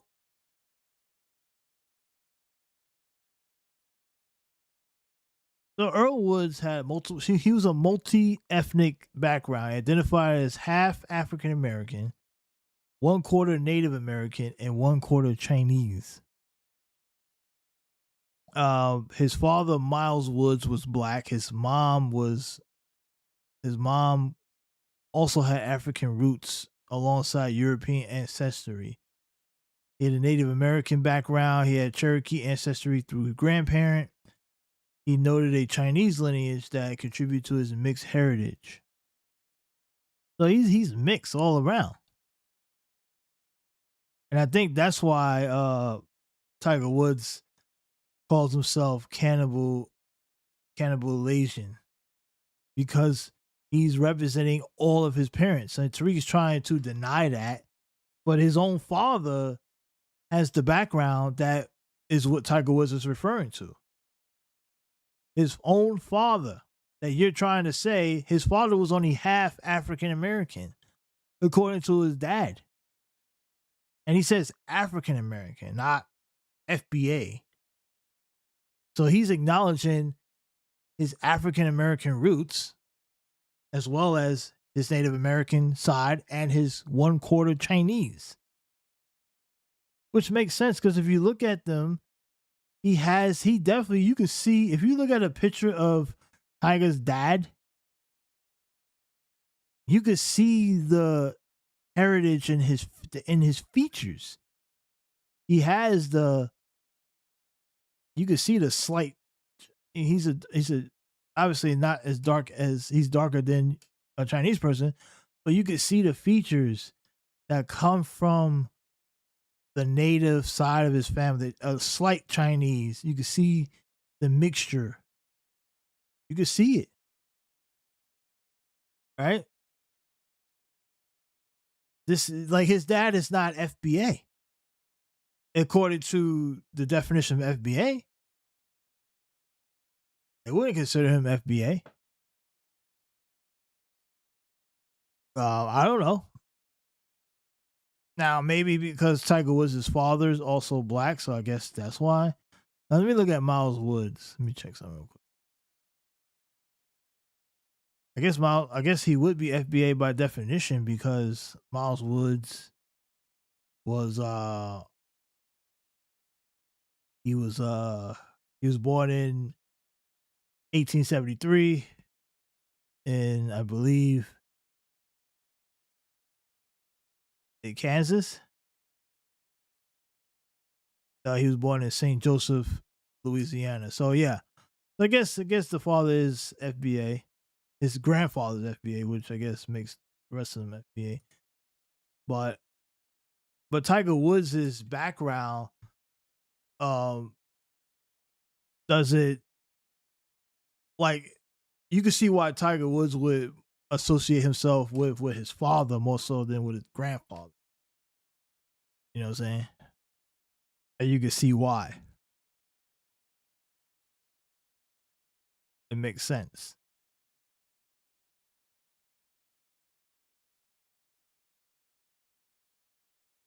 Yeah. But there you have it. Yeah, I mean, what Tariq is talking about here is, he's just saying like, oh, like Tiger is acknowledging his roots, and he wants Tiger just to say he's 100% black, which is not true. He's not going to ignore his other roots, and plus how he was raised. He's black, but he's also part of all the other stuff. And he's like, oh, you're only great because of that black side. Black side is the reason why you became Tiger Woods. That's basically what Tariq is saying. You understand? Michael Jordan. James Jordan was his guy. That was the guy. That was the guy making sure he was thorough. Even Shaquille O'Neal, he was his stepfather. He always praised his stepfather, stepping up and getting him right. Yeah? Kobe Bryant. The list goes on. Beyonce, Matthew Knowles. Matthew Knowles got Beyonce where she needs to be. Yeah, but all these people turned out to have spouses that were non-black. So if you want to talk about standing on business again, I go back to why did all these FBAs when they made it and got wealthy, why are their spouses, even Kobe Bryant's spouse? Like, think about this: Kobe Bryant's legacy and his money and his estate is going to a non-FBA household now, as Kobe's gone. So,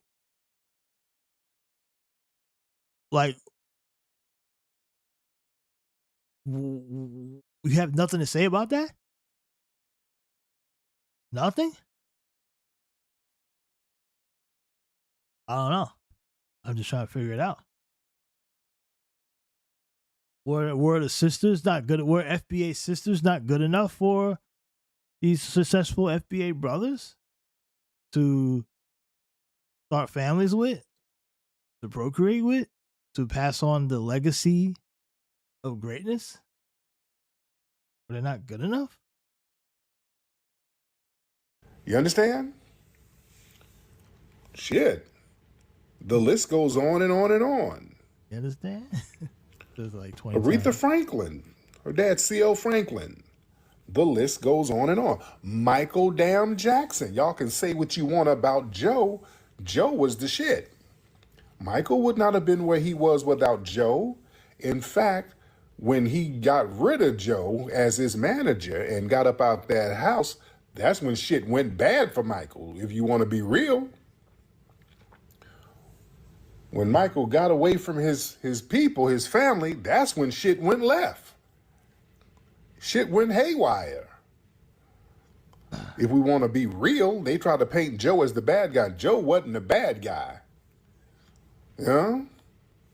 Yeah, Joe Jackson would have shut down all that bullshit. So what's the point here? Because, like I said, he named all the black icons, and that's great. Very great. But at the end of the day, all those black icons' spouses are white. Or they all marry into the system that you say that FBAs are standing up to and fighting against. So to do all that work to do what? To give it all back away to the same people who hate black people? Obviously not the people individually, but I'm talking about as an institution.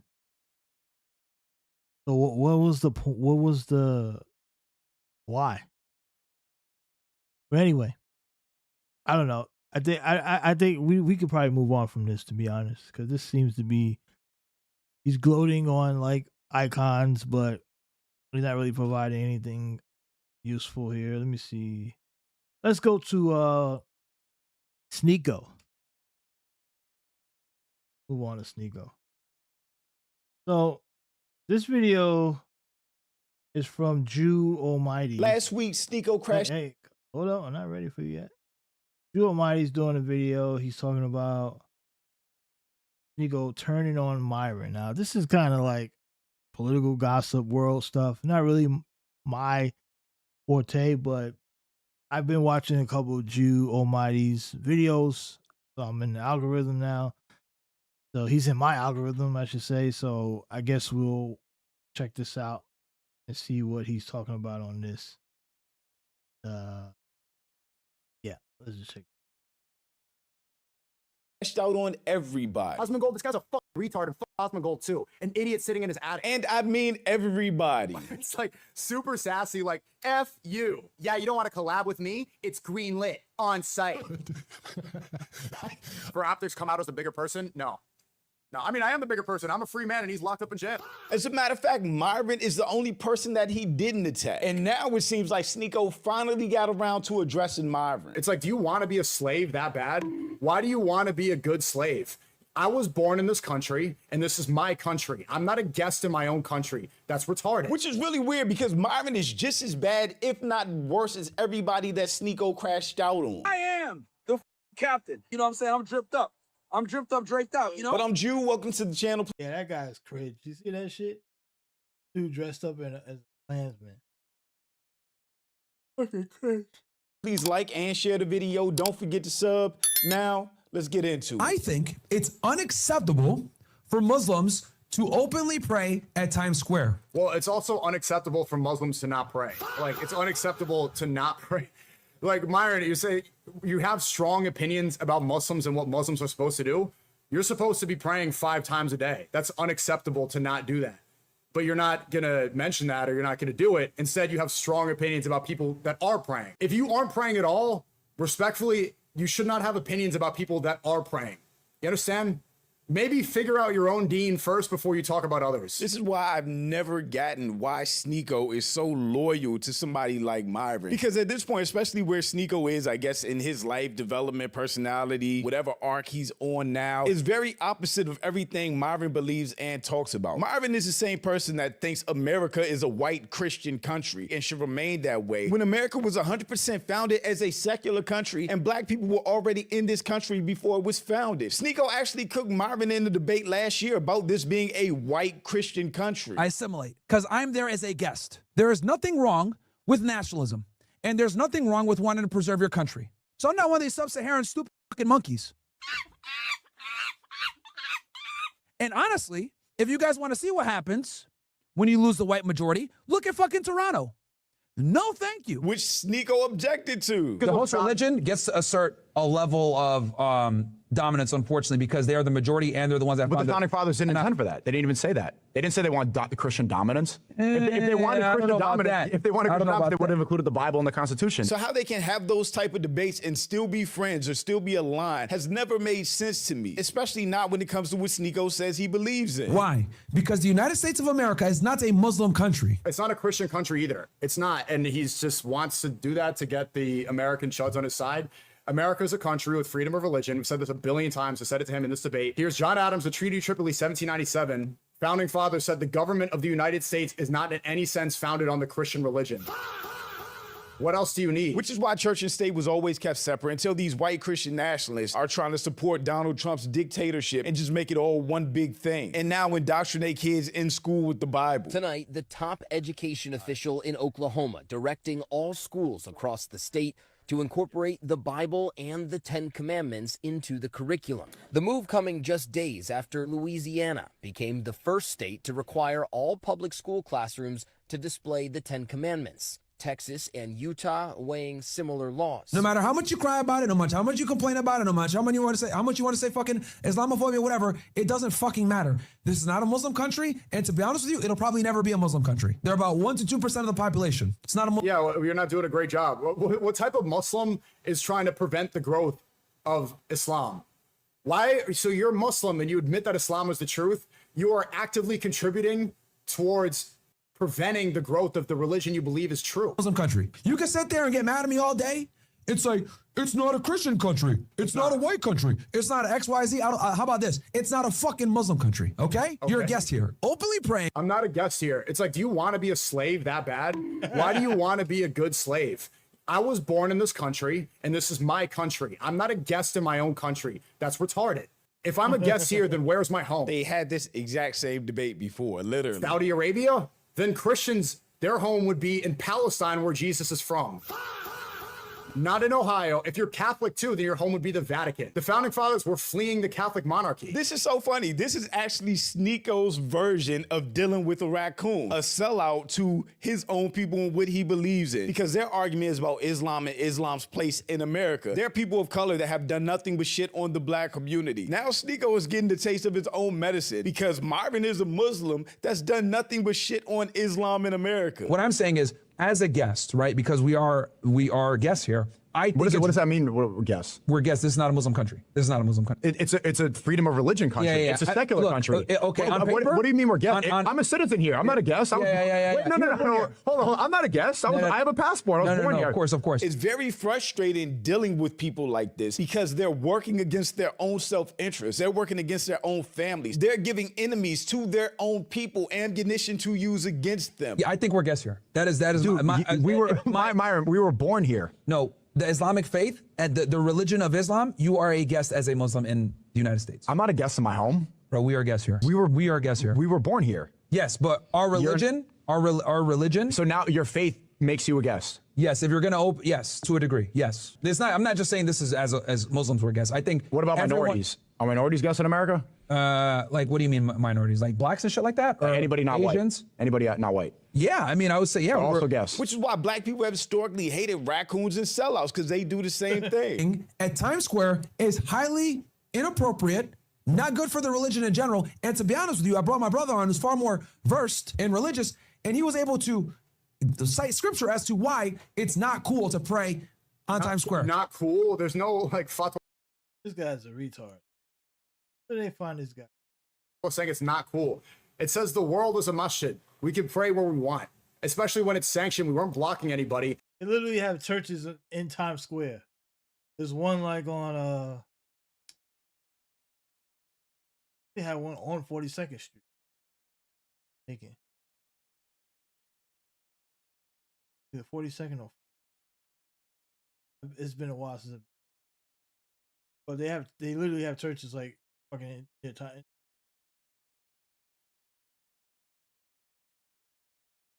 And Myron just has strong opinions about this for some reason. I don't know if it's an inferiority complex. Myron has a strong opinion about this. We literally just hosted the World Cup, and every nation was out there in Times Square. The Argentinians came out in hordes. There was like 1,000 Argentinians, and they were stomping on the British flag. Myron doesn't say a word about that. You have the Norwegians coming out in hordes. Woo, woo, woo. Myron doesn't say anything about that. 200 Muslims praying in Times Square a year ago, and he's still chimping out about it. Myron doesn't have a problem with any of those things because white people don't have a problem with any of those things. What he has a problem with is whatever white supremacists and racists have a problem with. They're very Islamophobic, so he is too. They're very anti-black and racist, so he is too. They're very misogynistic, so he is too. Myron knows exactly who he's grifting to, and he'll put down any religion other than Christianity. He'll put down any people other than white people. He'll attack anyone other than white supremacists. He has never said anything critical about white people. We have the Mexicans out there. I was streaming it all the time. If it's an American country, I went there after America beat Bosnia. There was no Americans with the American jersey besides me. I was the only one. Remember that? You know who else is out there? The Senegalese. You had the French in hordes. Foreigners asserting their dominance in Times Square, a sanctioned area where you're allowed to go there. Where's the chimping out over this? Where are people upset? Between cleanliness, showing off, being disruptive to the host nation, etc. All of these different things. And he said kick them all out. Yeah, no, Myron said kick everybody out. But do you see how dumb that is? We're hosting the World Cup. Imagine like if we follow Myron's logic. This comment is 100% true. Myron has an inferiority complex. He is submissive to white people 100%. He will sell out himself, his mama, and anybody else if it pleases a white person. He's one of those people that will be successful and still have imposter syndrome because he doesn't have a real identity of his own. And honestly, Sneeko was like that at one point too because he wasn't too far off from Myron. They used to do Nazi salutes together.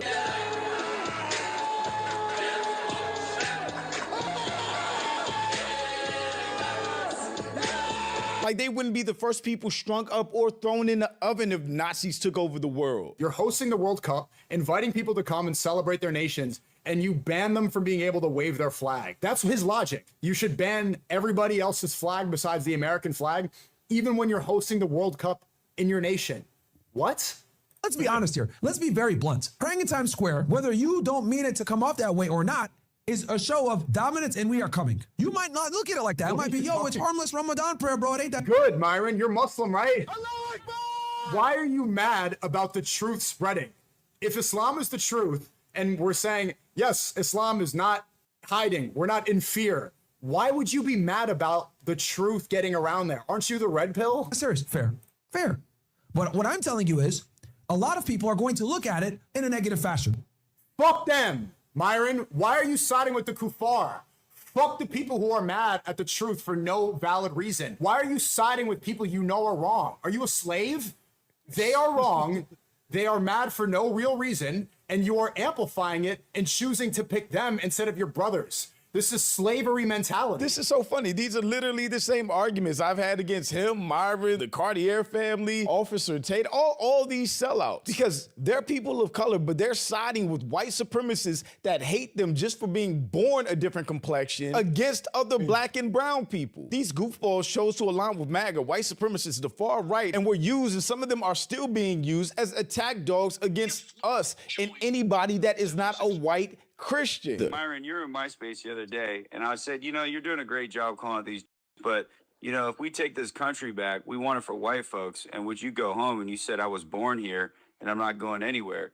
And this is where I think the problem is with working with non-whites, is that once you think you help us, that you're just going to stay in our country. Do you still stand with that answer? Bro, you look, man, I know you're trying to get a culpable moment here for your... No, it's the truth, man. This is the issue with whites working with non-whites. But suddenly Sneeko has woken up and he sees how lame this is. How much of a sellout and an Uncle Tom and an Uncle Ruckus Myron. So funny, the guy Myron literally went face to face, not face to face, but the white supremacist in his face telling him, dude, we want you out of here. And he's calling him a troll. He doesn't want to take it on head on. He's afraid. That's proof that he's scared. And he's addressing it finally. And keep in mind, Sneeko's not too far removed from being all of that himself. Just a couple months ago, he was defending people like Chud the Builder being able to call black people the N-word in public. When black people say the same exact word, it's a term of endearment. When white people say it, so many people think you should act violently. My point is you have to let go of victim mentality. It holds you back more than any of the control mechanisms that we imagine. Where academics watched him in the debate. People have been exterminated. That's caused other people to realize, hey, we got to make sure it never gets to this again because we know what happened last time. This whole let's kumbaya, let's forget. What are you talking about, Sneeko? Because this is something he cares about, which is his religion. He's taking it personally, and all of these attacks mean something different to him now. It hits different. And it makes the religion look bad, and there's almost no upside from it. It looks bad because people like you are it only looks bad because you get Zionist accounts complaining about it while not holding the same standard to any other nation doing the same thing. The next day after the Times Square prayer, last Ramadan, Jews came out in hordes, 5 times more than the Muslims. You know what they were chanting? We want Mashiach. Now, this is the Antichrist. This is Dajjal. They're celebrating the false Messiah coming in a supposed Christian country by Myron standards. Did you see anybody chimp out? Nope. No one peeped a word because all the propaganda is on Muslims. In the same breath, nobody will be mad if Catholics congregated in Times Square and prayed, or Christians prayed, or any other denomination gathered and prayed. Myron is making it a problem because it's Muslims and the right, white supremacists, white Christian nationalists hate Islam. I'm saying, okay, then. You think I declared war on you? And you want to declare You think war? I declared war? Israel? I don't care if you're a Muslim. I don't care if you're a Chi-Com. I don't care who you are. Well, you want to fight? You got one. So again, this is another version of Myron selling out his own people and tap dancing to please people that hate him anyway. But when you are feeding into the propaganda that you know is benefiting Israel, when you say that you're anti-Israel, well done. You played into their hand. Religious perspective, as my brother demonstrated. It's very provocative. Let's go ahead and flip the script. 100 Christians. It's provocative to Kufar because Kufar get mad at the truth. Like, yeah, they're mad for no reason. So don't justify their anger when it's false. And I take them to go pray in front of the Burj Khalifa. Identical. We have a fairly modern, secular, major city. There are literally more Christians that live in Saudi Arabia per capita than Muslims in the United States of America. There are more. And also acting like the UAE is a Muslim country with Sharia law is disingenuous. We've been there. You know what there are in the hotel that we went to at the 5 Palm Hotel in Dubai. The first thing we saw when we leave the airport is prostitutes all over the lobby in the 5 Palm Hotel. Prostitutes all over the lobby. And I take them in front of a world tourist location. And I have them pray, right? They sing the gospel, whatever. They do some type of prayer in front of the Burj Khalifa. You know what's going to happen? Even though it's the UAE, a secular country, right? Very modern. You know what's going to happen? They're all going to go to fucking jail. So even in the most secular of Muslim countries, they don't accept people coming in and praying in culturally important locations. His argument is flawed to start with because just like Sneeko pointed out at the beginning, America is not a Christian country. America is a secular country founded to support any and all religions. You're not going to go to jail anywhere for praying. That's freedom of speech, freedom of religion. It's covered in the Constitution. Because it's disrespectful to the host country. And it's a Muslim country at the end of the day. Whether they decide to stand on it 10 toes or not is a different thing, but it's a Muslim country. I look at it as very distasteful to go to a country. Dude, it's distasteful. I mean, look, let's just be real. Okay, look, he's shipping out of Muslims. Look at his sign right here. Myron's sign says, in this house, women are dumb, trannies are mentally ill, blacks are crooks, Jews run America, Indians stink. There's not one thing about white people. There's not one mention of Christians. Why is there no mention of a white person on his sign right here? Because Myron thinks he's white. He praises whiteness. He would sell out his whole entire family if he could wake up a white person. And it's fucking sad, bro. That is sad, man. That is really sad. That bro.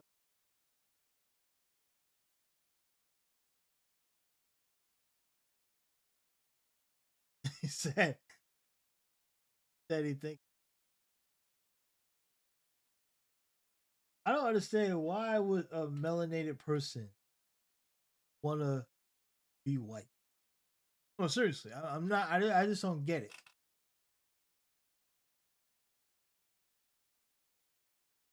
Like, what is that about? Are you mentally deranged?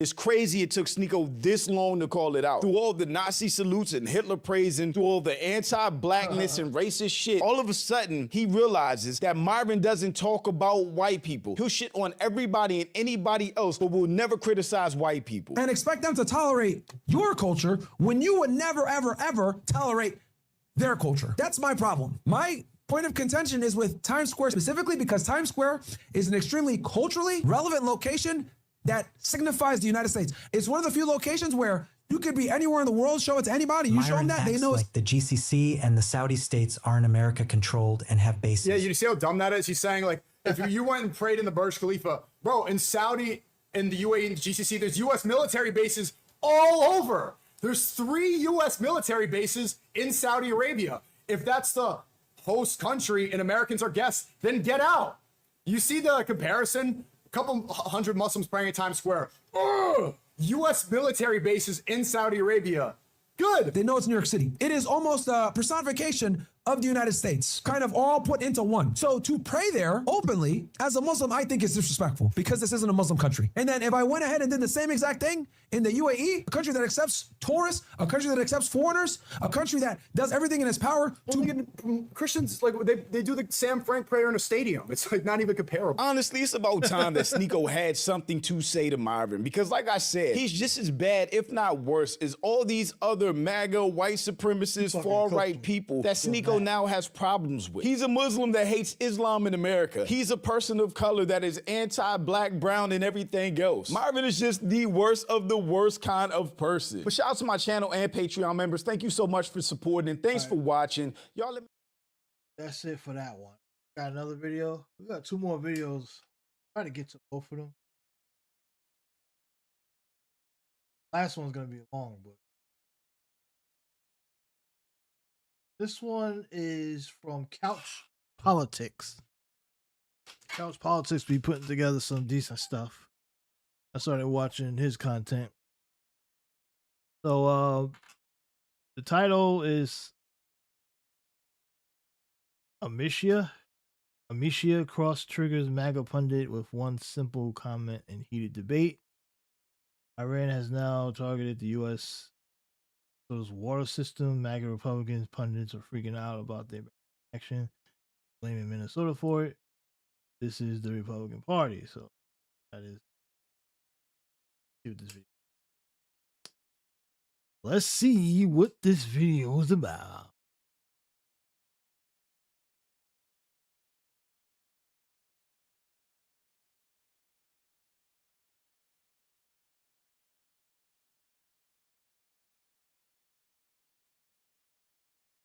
All right.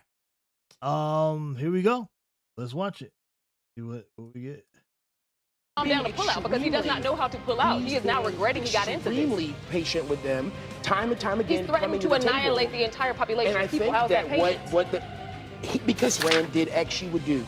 Hillary Clinton, everyone has talked about it. Donald Trump is Donald president.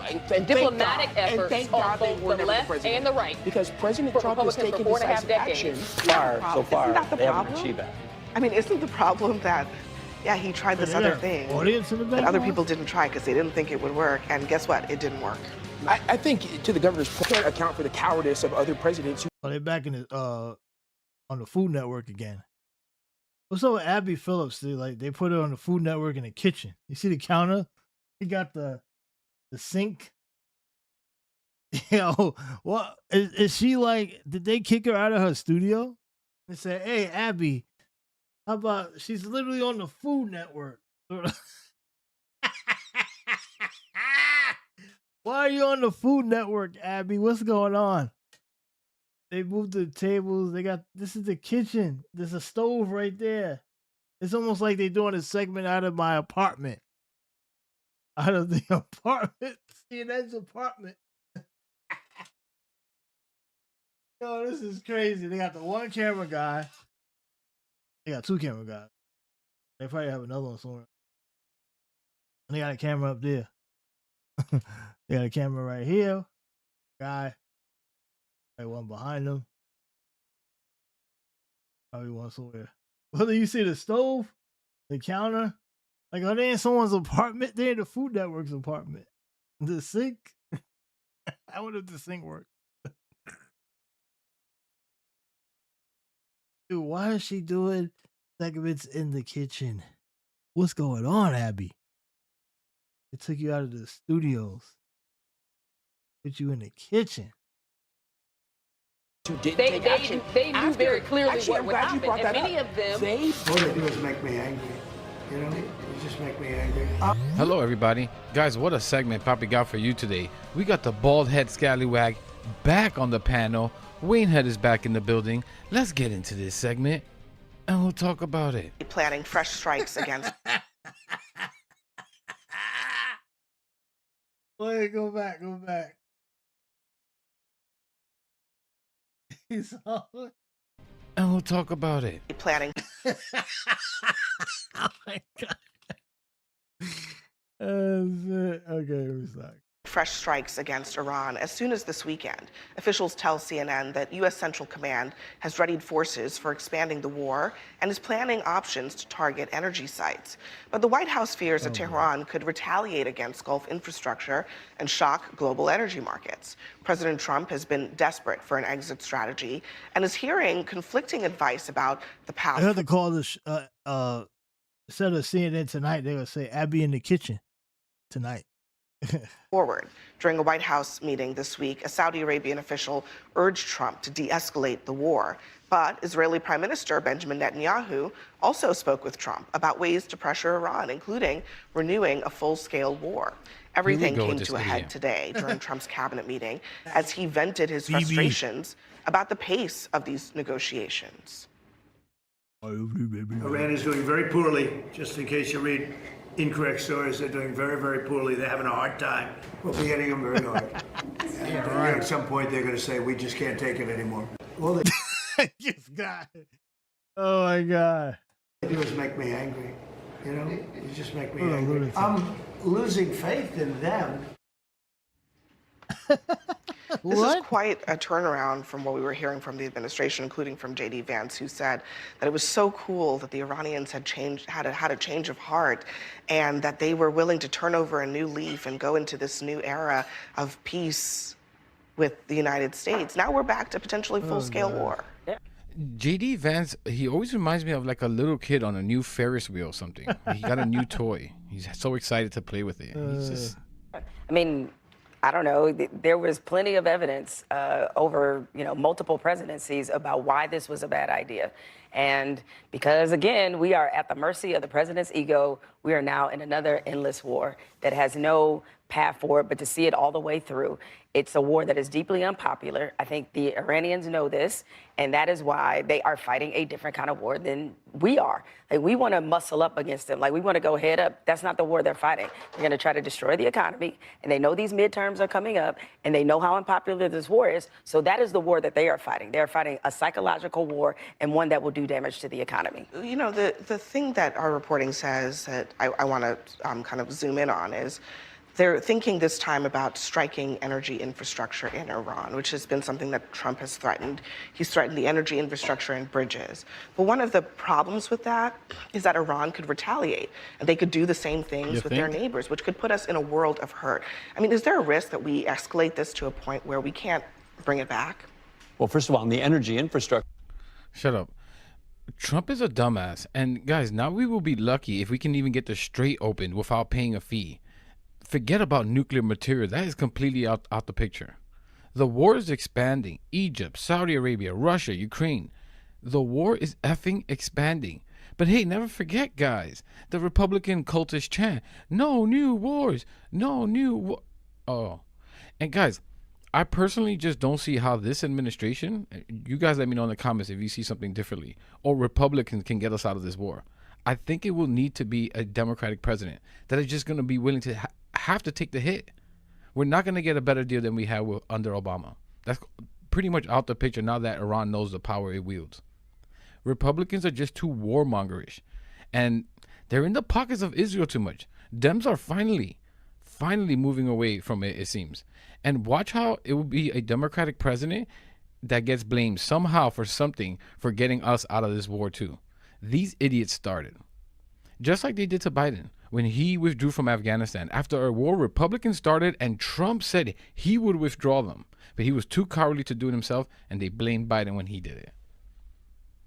Piece, a really important point, because you watch what the rest of the world is doing as rapidly as possible, diversifying their energy sources so they're less reliant on the Strait of Hormuz and Middle Eastern oil. And that's a good takeaway for the United States as well. We've got an abundance. We want all the supply we can get, but we need to make sure we do it all the above, including, next generation and frontier technologies, renewables, and everything, the whole list. But in terms of turning back, Abby, this thing changes every day or every week. What we know today could be totally different tomorrow because of these conflicting statements. But President Trump is trying something that nobody's done. We've been in a level of conflict with Iran for 50 years in various forms. What do you think that is? Mostly diplomacy, mostly talking about it. And he decided, first time, to your point, to try something different, to go kinetic. And so far, it hasn't produced the results. And the results would be they can't have a nuclear weapon, and you got to have the Strait open. And but so far, the they haven't achieved that. I mean, isn't the problem that, he tried this other thing that other people didn't try because they didn't think it would work, and guess what? It didn't work. I think, to the governor's point, every administration for 40, 50 years, as Iran has chained death to America, has thought about how they can address the Iran issue. And President Trump, hate him or like him, had the guts to actually do it, to take the decisive action to go after our number one enemy by their own admission. But Tim, to what the governor was just saying, it didn't work. So it would be one thing if he took decisive action and it worked, but it didn't work. Didn't work so far. So far, right? Yeah, I mean, you have to. It has not been working. The president has. So I guess what I'm saying is you can't praise the I guess the courage of Trump for doing something if the outcome is not better than what we had before. I can certainly praise. I mean, if you want to do the comparison, why other presidents from the past 45 years didn't do it? I can't account for the cowardice of other presidents who didn't take action. They knew very clearly what would happen. I'm glad you brought that up. They made promises. Cowardless. So Trump is the only one not a coward. Trump is the smartest man in the room, according to this guy. Jesus. Those butter biscuits must be real good. Have another butter biscuit. They picked him like, you go over there and make sure you earn your money because you haven't done a good job lately. We need to go up there, earn those butter biscuits. We cutting off the faucet. Get up there, earn them butter biscuits. You understand me, boy? Do you understand me, boy? Boy? Do you understand me, boy? Yeah. Oh shit. But seriously, like, what the fuck, bro? Obama made promises about what he would do with Iran. Obama, Jesus, Kamala Harris, when she president ran like for president, 10 said that if years. Iran did X, she would do. Hillary Clinton, everyone has talked about it. Kamala Harris and Hillary Clinton were never president. Diplomatic efforts thank God they on were both the never left president. and the right. Because President for Trump has Republicans taken for 4.5 decisive decades. action. President Trump has taken decisive action on our And we got the number straight one clothes. enemy. We got And gas prices rocketing. You know what? We He's have an running energy infrastructure that is about to be a into disaster. difficulties while he is trying to be patient and negotiate with them. He's not trying to be patient. He's trying to calm down and pull out because he does not know how to pull out. He is now regretting he got into this. Extremely patient with them, time and time again. He's threatening to coming the annihilate table. the entire population And I of people. think How's that that patience? Got him. Because he very well could. I mean, depending on how hot she is, you know, many guys don't know how to pull out either. Just saying, many guys can't pull out. Do exactly that. He could annihilate them, and I think a lot of people are calling for that. A lot of people are calling for us to actually take greater measures in Iran. The president's being very, very patient, and he's taking action, something that the people you just listed they wouldn't do. Let me just very quickly. This bald-head scallywag really said that all those other presidents were cowardice. Yes. How did I not think of that? Trump, the guy who famously lied about having bone spurs to avoid getting drafted into the war. Yes. No, he's not the coward. No. Hey, Waynehead, is it possible that Trump was an absolute buffoon who was completely played by Israel, who saw his dumbass as an easy mark? Who knew Trump was so full of himself after Venezuela and Maduro. And it would be easy to convince this dumbass to go into a war that would take, what was it? 4 weeks? We are now 5 months into this, going on to 6. Just amazing. And what is the famous line by that jackass, Benjamin Netanyahu? Iran has a nuclear weapon that is 2 weeks away. I saw it myself. And when no one was looking, I touched it inappropriately. Like,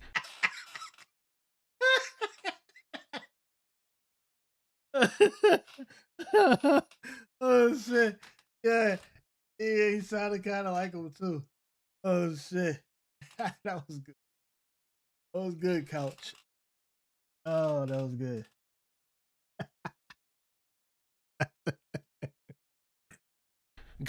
Guys, Israel has been saying this garbage for decades and decades, and somehow Trump got tricked into believing it.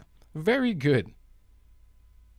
Play Trump. This is Trump talking about a cyber attack in Minnesota and not blaming the person who his own government thinks might be behind it.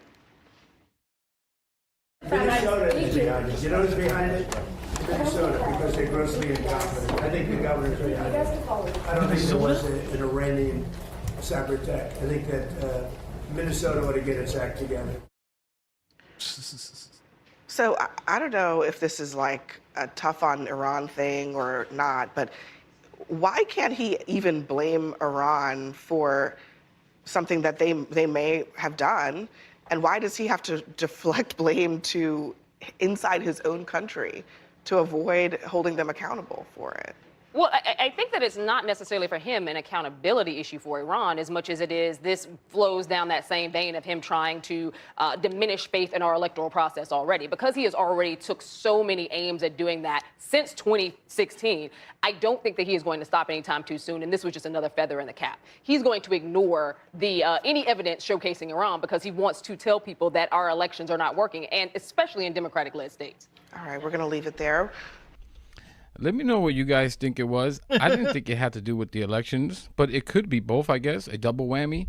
That's an interesting way of thinking about it, but I didn't see it that way. I saw it as Trump is embarrassed. It's the case. He's incompetent. It's the reason that they tried to hide the number of those casualties from the war on the DOJ website or whatever, wherever they put those, the casualties on the government's website. And he was being humiliated. And now for the first time, Iran has taken attack on us and offensively faced attack, right? Because it's been defensive attacks this entire time. they have been getting bombed. So they have just been attacking our bases back in the Gulf, back in retaliation. This is a whole new phase of the war. They are now attacking us on U.S. soil, and that's what he wants to hide. He is willing to throw American citizens, his own citizens, that he's the president of, under the bus in order to save face against the slap across the face Iran is giving us, which they said they would. Right. Iran went gangster on us a few months ago and said we didn't learn the first time and that they would need to deliver a bigger smack. How humiliating. It's not funny, honestly. No, it's not. You know, just Not telling funny. them the smack is funny. But this is humiliating. That's what it is. This is what it's about. It's always about Trump. It's always about him Always and how about he looks Trump. about things, how he feels about things. It's all him. That's why we're in this effing situation. It's not because he's brave. It's because he's an effing idiot that only cares about him and his legacy. And his legacy. But I'm going to leave it there, guys. And let me know what you think about all this in the comments. Please leave a like, subscribe. Really helps the channel. Really helps push the message out there. And I'll catch you in the next one. All right, so there you have it. I think we might have to stop. There was another video I wanted to see from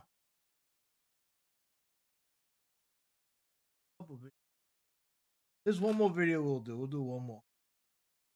I'm pulling an executive action. And so this is Jake Uger, Young Turks, and he said he has the answers on who is responsible for the migrant crisis in Spain.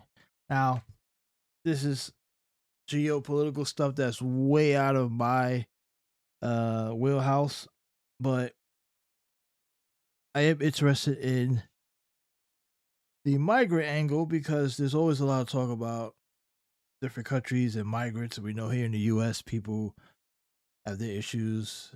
They blame migrants for all the problems, blah, blah, blah. You know how that goes. So, and I am aware that there are migrant crises in countries. And a lot of it is because these countries have so many problems that they don't want to solve, and they destabilize other countries to the point where their migrants are fleeing. So that's why they come to America, they go to other big countries that at first they welcome them in, and then it becomes overwhelming. Then they can't, then they try to get them out. Then, in some cases, they take over the countries, and then that's what most of the locals are worried about. So let's watch this video from Jake Uger. And let's see what he has to say about this. This will be about 25 minutes long, so try not to pause as much. We've had 50,000 immigrants pour in from Morocco to Spain in their province called Ceuta that they control.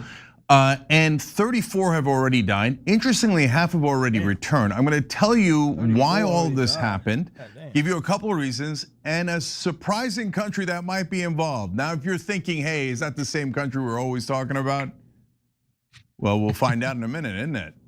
Okay, so first, let me show you what's going on here so you have a sense of how this is working, and then I want to tell you the reasons behind it. So look at Ceuta on a map here. So even though it is part of Spain, it's actually in North Africa. And so it's right next to Morocco. It's disputed territory. Morocco has said for a long time that they think it's theirs. And so could the Moroccan government have been involved in instigating things there? Well, that's almost certain, as we're about to show you. But you see, it's not connected to the mainland in Europe. But since it is part of Spain and hence technically part of Europe, people that are there and have legal citizenship can go anywhere in the EU. So it is a very relevant place to be, especially if you gain citizenship. Okay, now let me show you how people are pouring into that area. And this is from the Wall Street Journal. They did a good job of showing you. So the area is up on the north there. You see the dotted line. And a lot of people rushed through on land, but a lot came through the sea. And that's where, unfortunately, 34 of them died. But there's a reason why they went through the sea. I'll explain that to you in a second as well. But did people just wake up one day and go, hey, you know what? I think I'll bum rush Spain. Probably not. more likely to be organized. In fact, there's videos like this that we want to show you that shows you that literally people were brought in by the truckloads. So people don't randomly walk into a truck and then walk out and then rush into Spain, especially with police that are watching them. Wow. So there's no question this is organized. And it appears that there's almost no question that the Moroccan government is at least allowing it to happen, if not encouraging it to happen, but it does appear to be encouraging. So what are the possible reasons why that might be? Well, that's what I wondered, and I'm sure you're wondering why it's happening all of a sudden. So let's try to dive into it. First, we start with the Wall Street Journal. Spain's hold on Ceuta has long been a point of friction with Morocco, they explain. Morocco doesn't formally recognize it as Spanish territory. At times it has dropped controls on its side of the border, allowing people to surge forward and overwhelm border defenses in Ceuta. So this is a tactic that Morocco has used before, including as late as 2021 over different disputes they've had. So now this is done on a much larger scale than in the past, but it's not like the Moroccan government's above it. They've done it before, and like I said, almost certainly involved in some way now. So Wall Street Journal continues, this time analysts who study the region suggest Morocco may have loosened its border controls as a warning shot to Spain after Spanish Prime Minister Pedro Sanchez showed a desire to improve relations with Algeria, Morocco's historic rival for influence on Africa's northwest coast. So that's a plausible reason right there. Might be Algeria. Okay, they're angry about Spain's relationship with Algeria. But there are other possibilities.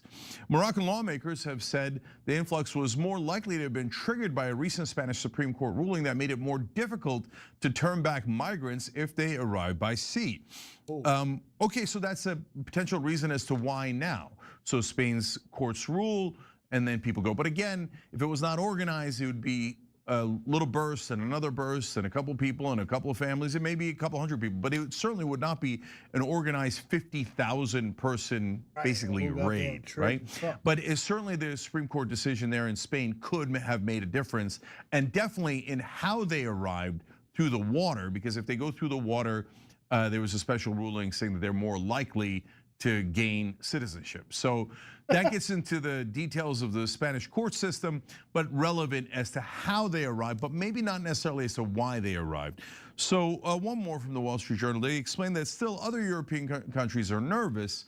France said it was tightening security at its border with Spain, and Italian Prime Minister Giorgia Meloni said her country might consider suspending the Schengen rules. And the Schengen rules are what allow people to go anywhere they want within the European Union. So they are saying from now on, at least Italy is beginning to wonder if that should not apply to Spain. France is closing its borders with Spain. So this has had dramatic effect on Spain, and it's hurt Spain in a lot of different ways. So now what, as we told you, one possibility is just Morocco's randomly mad at them and over Algeria. There's a second possibility. Does it involve Kazakhstan? Well, of course it does. No, I'm kidding. Of course it's about Israel. Unfortunately, I didn't think so, but we have overwhelming evidence, which I'm going to share with you in a second. But first, John, before we get into if it's Israel, what do you make of all of this? Relatively normal? Hey, yay, immigrants going to Spain, there's nothing wrong with it, or all of this is problematic? What's your take? I mean, none of it seems like totally normal in any way. The sheer numbers, the fact that it occurred basically inside of a 24-hour period is unlike anything that I've seen. Bearing in mind that I will acknowledge what very few people talking about this topic in the news today won't acknowledge. I know basically nothing about that. I didn't even know that Spain had this sort of city that they control right there. So I'm learning about this in real time as everyone else coming to the story is. But yeah, the fact that it happened in such a short period of time makes some of the explanations, as you pointed out, hard to believe. Like the Supreme Court decision, okay, I could see that having effects over time, but that would have to filter through. And even if it led to a bunch of people in different countries wanting to come through, they all got there on the same day. That doesn't really make sense to me. None of those explanations necessarily make sense. Just the sheer quantity all coming at once. Look, you guys know how I feel about this. If you're only listening to one side, you're not getting the truth. No, we're not doing this, jank. Not with these damn ads in the middle of your fucking video, really? The fuck?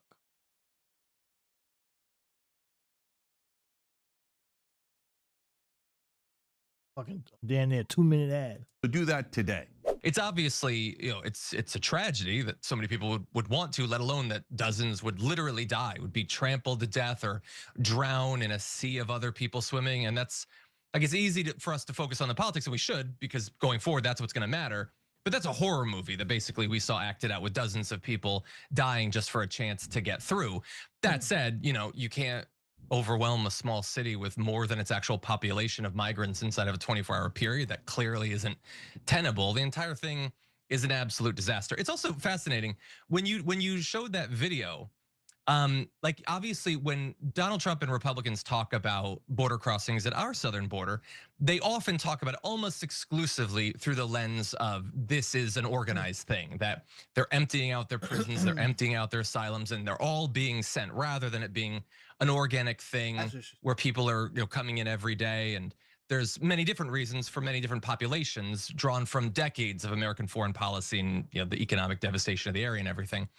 And it feels like there's more evidence in one day for this one than I've seen presented by Republicans for the American southern border in years of them talking about it.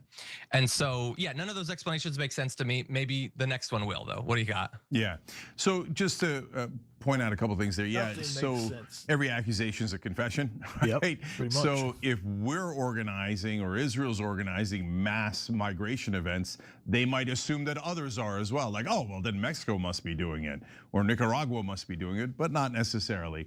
So, all right, so let's dive into what the Israeli papers are talking about. Because if you want to know what's going on, don't turn to American media. They will lie to you 100% on Israel's behalf on almost every instance. But if you go to the Israeli press, they're actually quite terrific. So, and part of the reason why they're so good at getting us information is because a lot of their local officials and politicians and policymakers brag about how well they've done in manipulating certain situations to get what Israel wants at the cost to others, including in this article at Ynet, where the person writing the article is in favor of all the actions that I'm about to read you that Israel has done, like attaboy, way to get Spain. Now, if you're wondering, wait a minute, wasn't there somebody who said something about Spain? Oh, right, Netanyahu. Remember when he said this? ישראל לא תשתוק מול מי שתוקף אותנו. ספרד הכפישה את גיבורנו, את חיילי צה"ל, חיילי הצבא המוסרי ביותר בעולם. ולכן הנחיתי היום לסלק את נציגי ספרד ממרכז התיאום בקריית גת, לאחר שספרד בחרה שוב ושוב להתייצב נגד ישראל. מי שתוקף את מדינת ישראל במקום את משטרי הטרור, מי שעושה זאת, לא יהיה שותף שלנו לגבי עתיד האזור. אני לא מוכן לסבול את הצביעות הזאת ואת העוינות הזאת. אני לא מתכוון לאפשר לאף מדינה לנהל נגדנו מלחמה מדינית בלי לשלם על כך מחיר מיידי. So for those of you who are listening to the podcast, he said in Hebrew, he always talks in Hebrew when he wants to hide his message from the Western press, not that they'd report it anyway, but he said that Spain will pay an immediate price for daring to care about the Palestinians and saying that maybe they shouldn't be slaughtered. He was enraged. We're to slaughter anyone we like, okay? And if Spain objects, there'll be consequences. Well, now let's check out the consequences. Amin Yayoub wrote in Ynet Global, Spain's refusal to allow the United States access to its Rota and Moran military bases during the Iran campaign, its consistent failure to meet NATO defense spending targets, and Prime Minister Pedro Sanchez's confrontational posture towards the Trump administration have collectively generated something rare in North African affairs: a genuine crack in Spain's strategic armor over Ceuta and Melilla.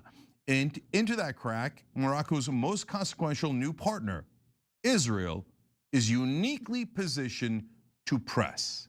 So they wrote this a little while back, previewing what might come next. And Melilla is another city that Spain controls in North Africa. And they're saying, well, look, there's some issues that America has with Spain paying NATO dues, but mainly, how dare they not allow America to use its bases to bomb Iran on behalf of Israel? How dare they talk about the Palestinians as if they're humans? There's going to be consequences. So how does this actually get done, though? How does it get executed? So they explain in March 2026, Michael Rubin of the American Enterprise Institute, writing through the Middle East Forum, called on Trump administration to formally recognize Ceuta and Melilla as occupied Moroccan territory, branding Spain, quote, a colonial power running colonies across the Strait of Gibraltar. So now Israel is a settler colony that has colonized the Middle East, and it continues to attack and take land. But when Spain pointed out the occupation and the brutal treatment of the Palestinians, they go, oh yeah, all of a sudden we care about colonization. But it's only connected to when Spain criticized Israel. Then all of a sudden, American Michael Rubin at the American Enterprise Institute writes a policy paper about, we got to do something about Spain and this land they have in North Africa. It's time to do something against Spain. Obviously, just because he cares so much about America, Connecticut, Alaska. Okay, so days later, look at this coordination. Representative Mario Diaz-Balart, a chairman of the House Subcommittee on National Security and one of Marco Rubio's closest congressional confidants, declared publicly that the enclaves are, quote, not in the geographic territory of Spain, but rather in Moroccan territory, and that their fate should, quote, be established, negotiated, and discussed between friends and allies. So all of a sudden, a so-called American think tank writes a policy paper attacking Spain right after Israel ordered them to, at least publicly. And then an American congressperson then attacks in the same exact way, using the same exact talking points. But I'm sure there was no coordination at all, except for the fact they're about to admit it. No coordination at all. They write in Ynet Global, this was not the fringe speaking. This was the architecture of a coordinated, strategic repositioning. But wait, he's not done explaining how much this is Israel yet. He says it over and over again in the article. He continues to say, this is where Israel enters the equation and does so with unusual leverage. Now, of course, if I said that, everyone in American media would say, anti-Semite, what do you mean that Israel's doing a coordinated attack against Spain? That's a conspiracy theory. And what do you mean they have unusual leverage? Are you implying that they have more power than any other country? Are you implying that they somehow have more influence than Bolivia or Malaysia? But there they are in the Israeli press bragging about it. We have unusual leverage over the Americans. And now we'll be using it to punish anyone who dares protect the Palestinians. Okay, well, we appreciate the confessions. They continue. The Abraham Accords transformed Morocco from a quiet interlocutor with Israel into a formal military partner. So if you didn't know, Morocco is part of the Abraham Accords, and that led to Israel and Morocco having a military partnership. So Morocco is in bed with Israel. So if you're wondering, wait, what did Morocco and Israel? Okay, maybe Israel might want Morocco to do this, but why would Morocco do this? It turns out they have been a very close strategic and military partner of Israel. So when Israel wants something from Morocco, they get it. When Israel wants something from America, they get it. When Israel wants something from almost any country, they get it. In fact, when they wanted Spain to bend a knee and to join the war, and they didn't, they're like, no, that's unacceptable. We have to send a message to all countries on planet Earth. You are not to ever defy the Israelis. Okay, they continue. Israel's voice in the triangle carries animated jank disproportionate weight. When Israeli officials signal alignment with a partner's strategic interests, that signal registers powerfully in a White House that has placed Abraham Accords expansion at the center of its foreign policy vision.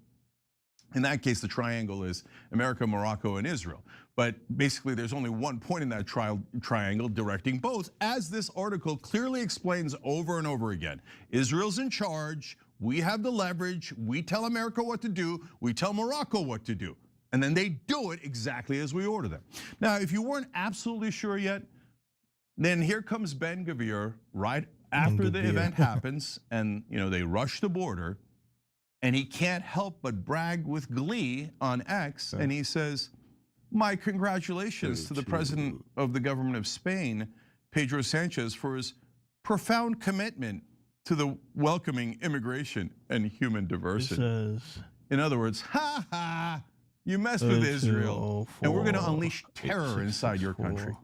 And if dozens of people get killed along the way, we're Israel, we don't care. Were they Israeli? No, who cares? And so those were the Moroccans who were used as cannon fodder for this political trick.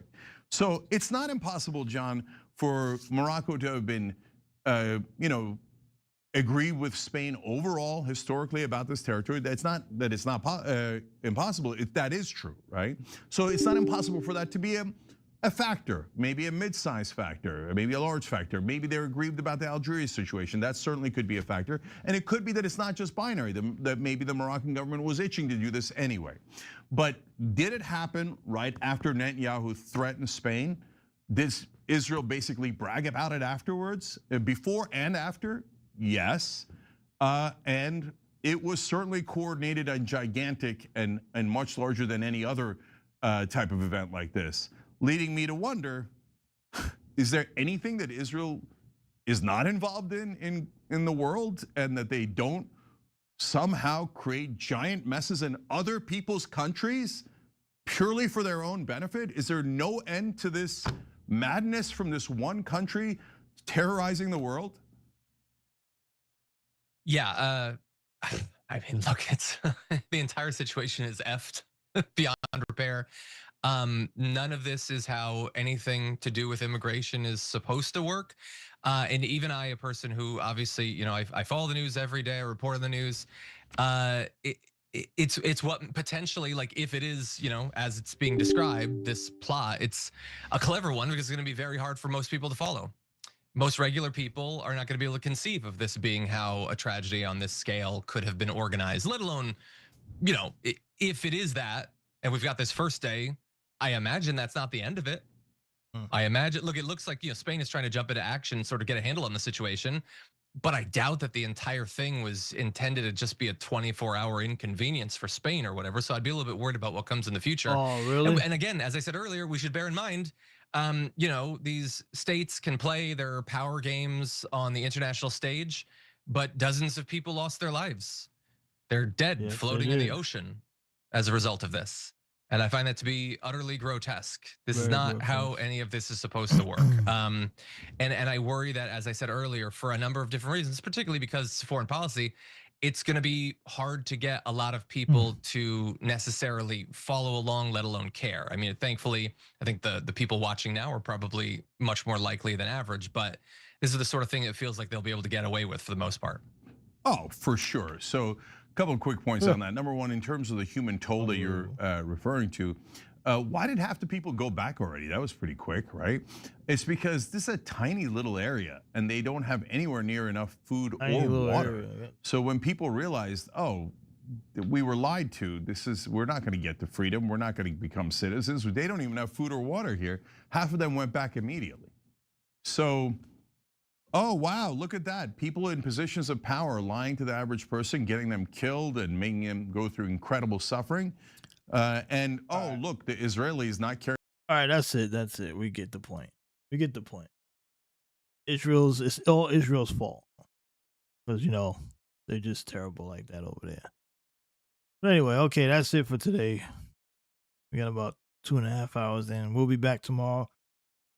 I will try to find some more interesting videos, because today was okay, but wasn't really anything great. I watched all the good stuff earlier before I went live, so that's probably what happened. But anyway, let's get out of here. Peace out.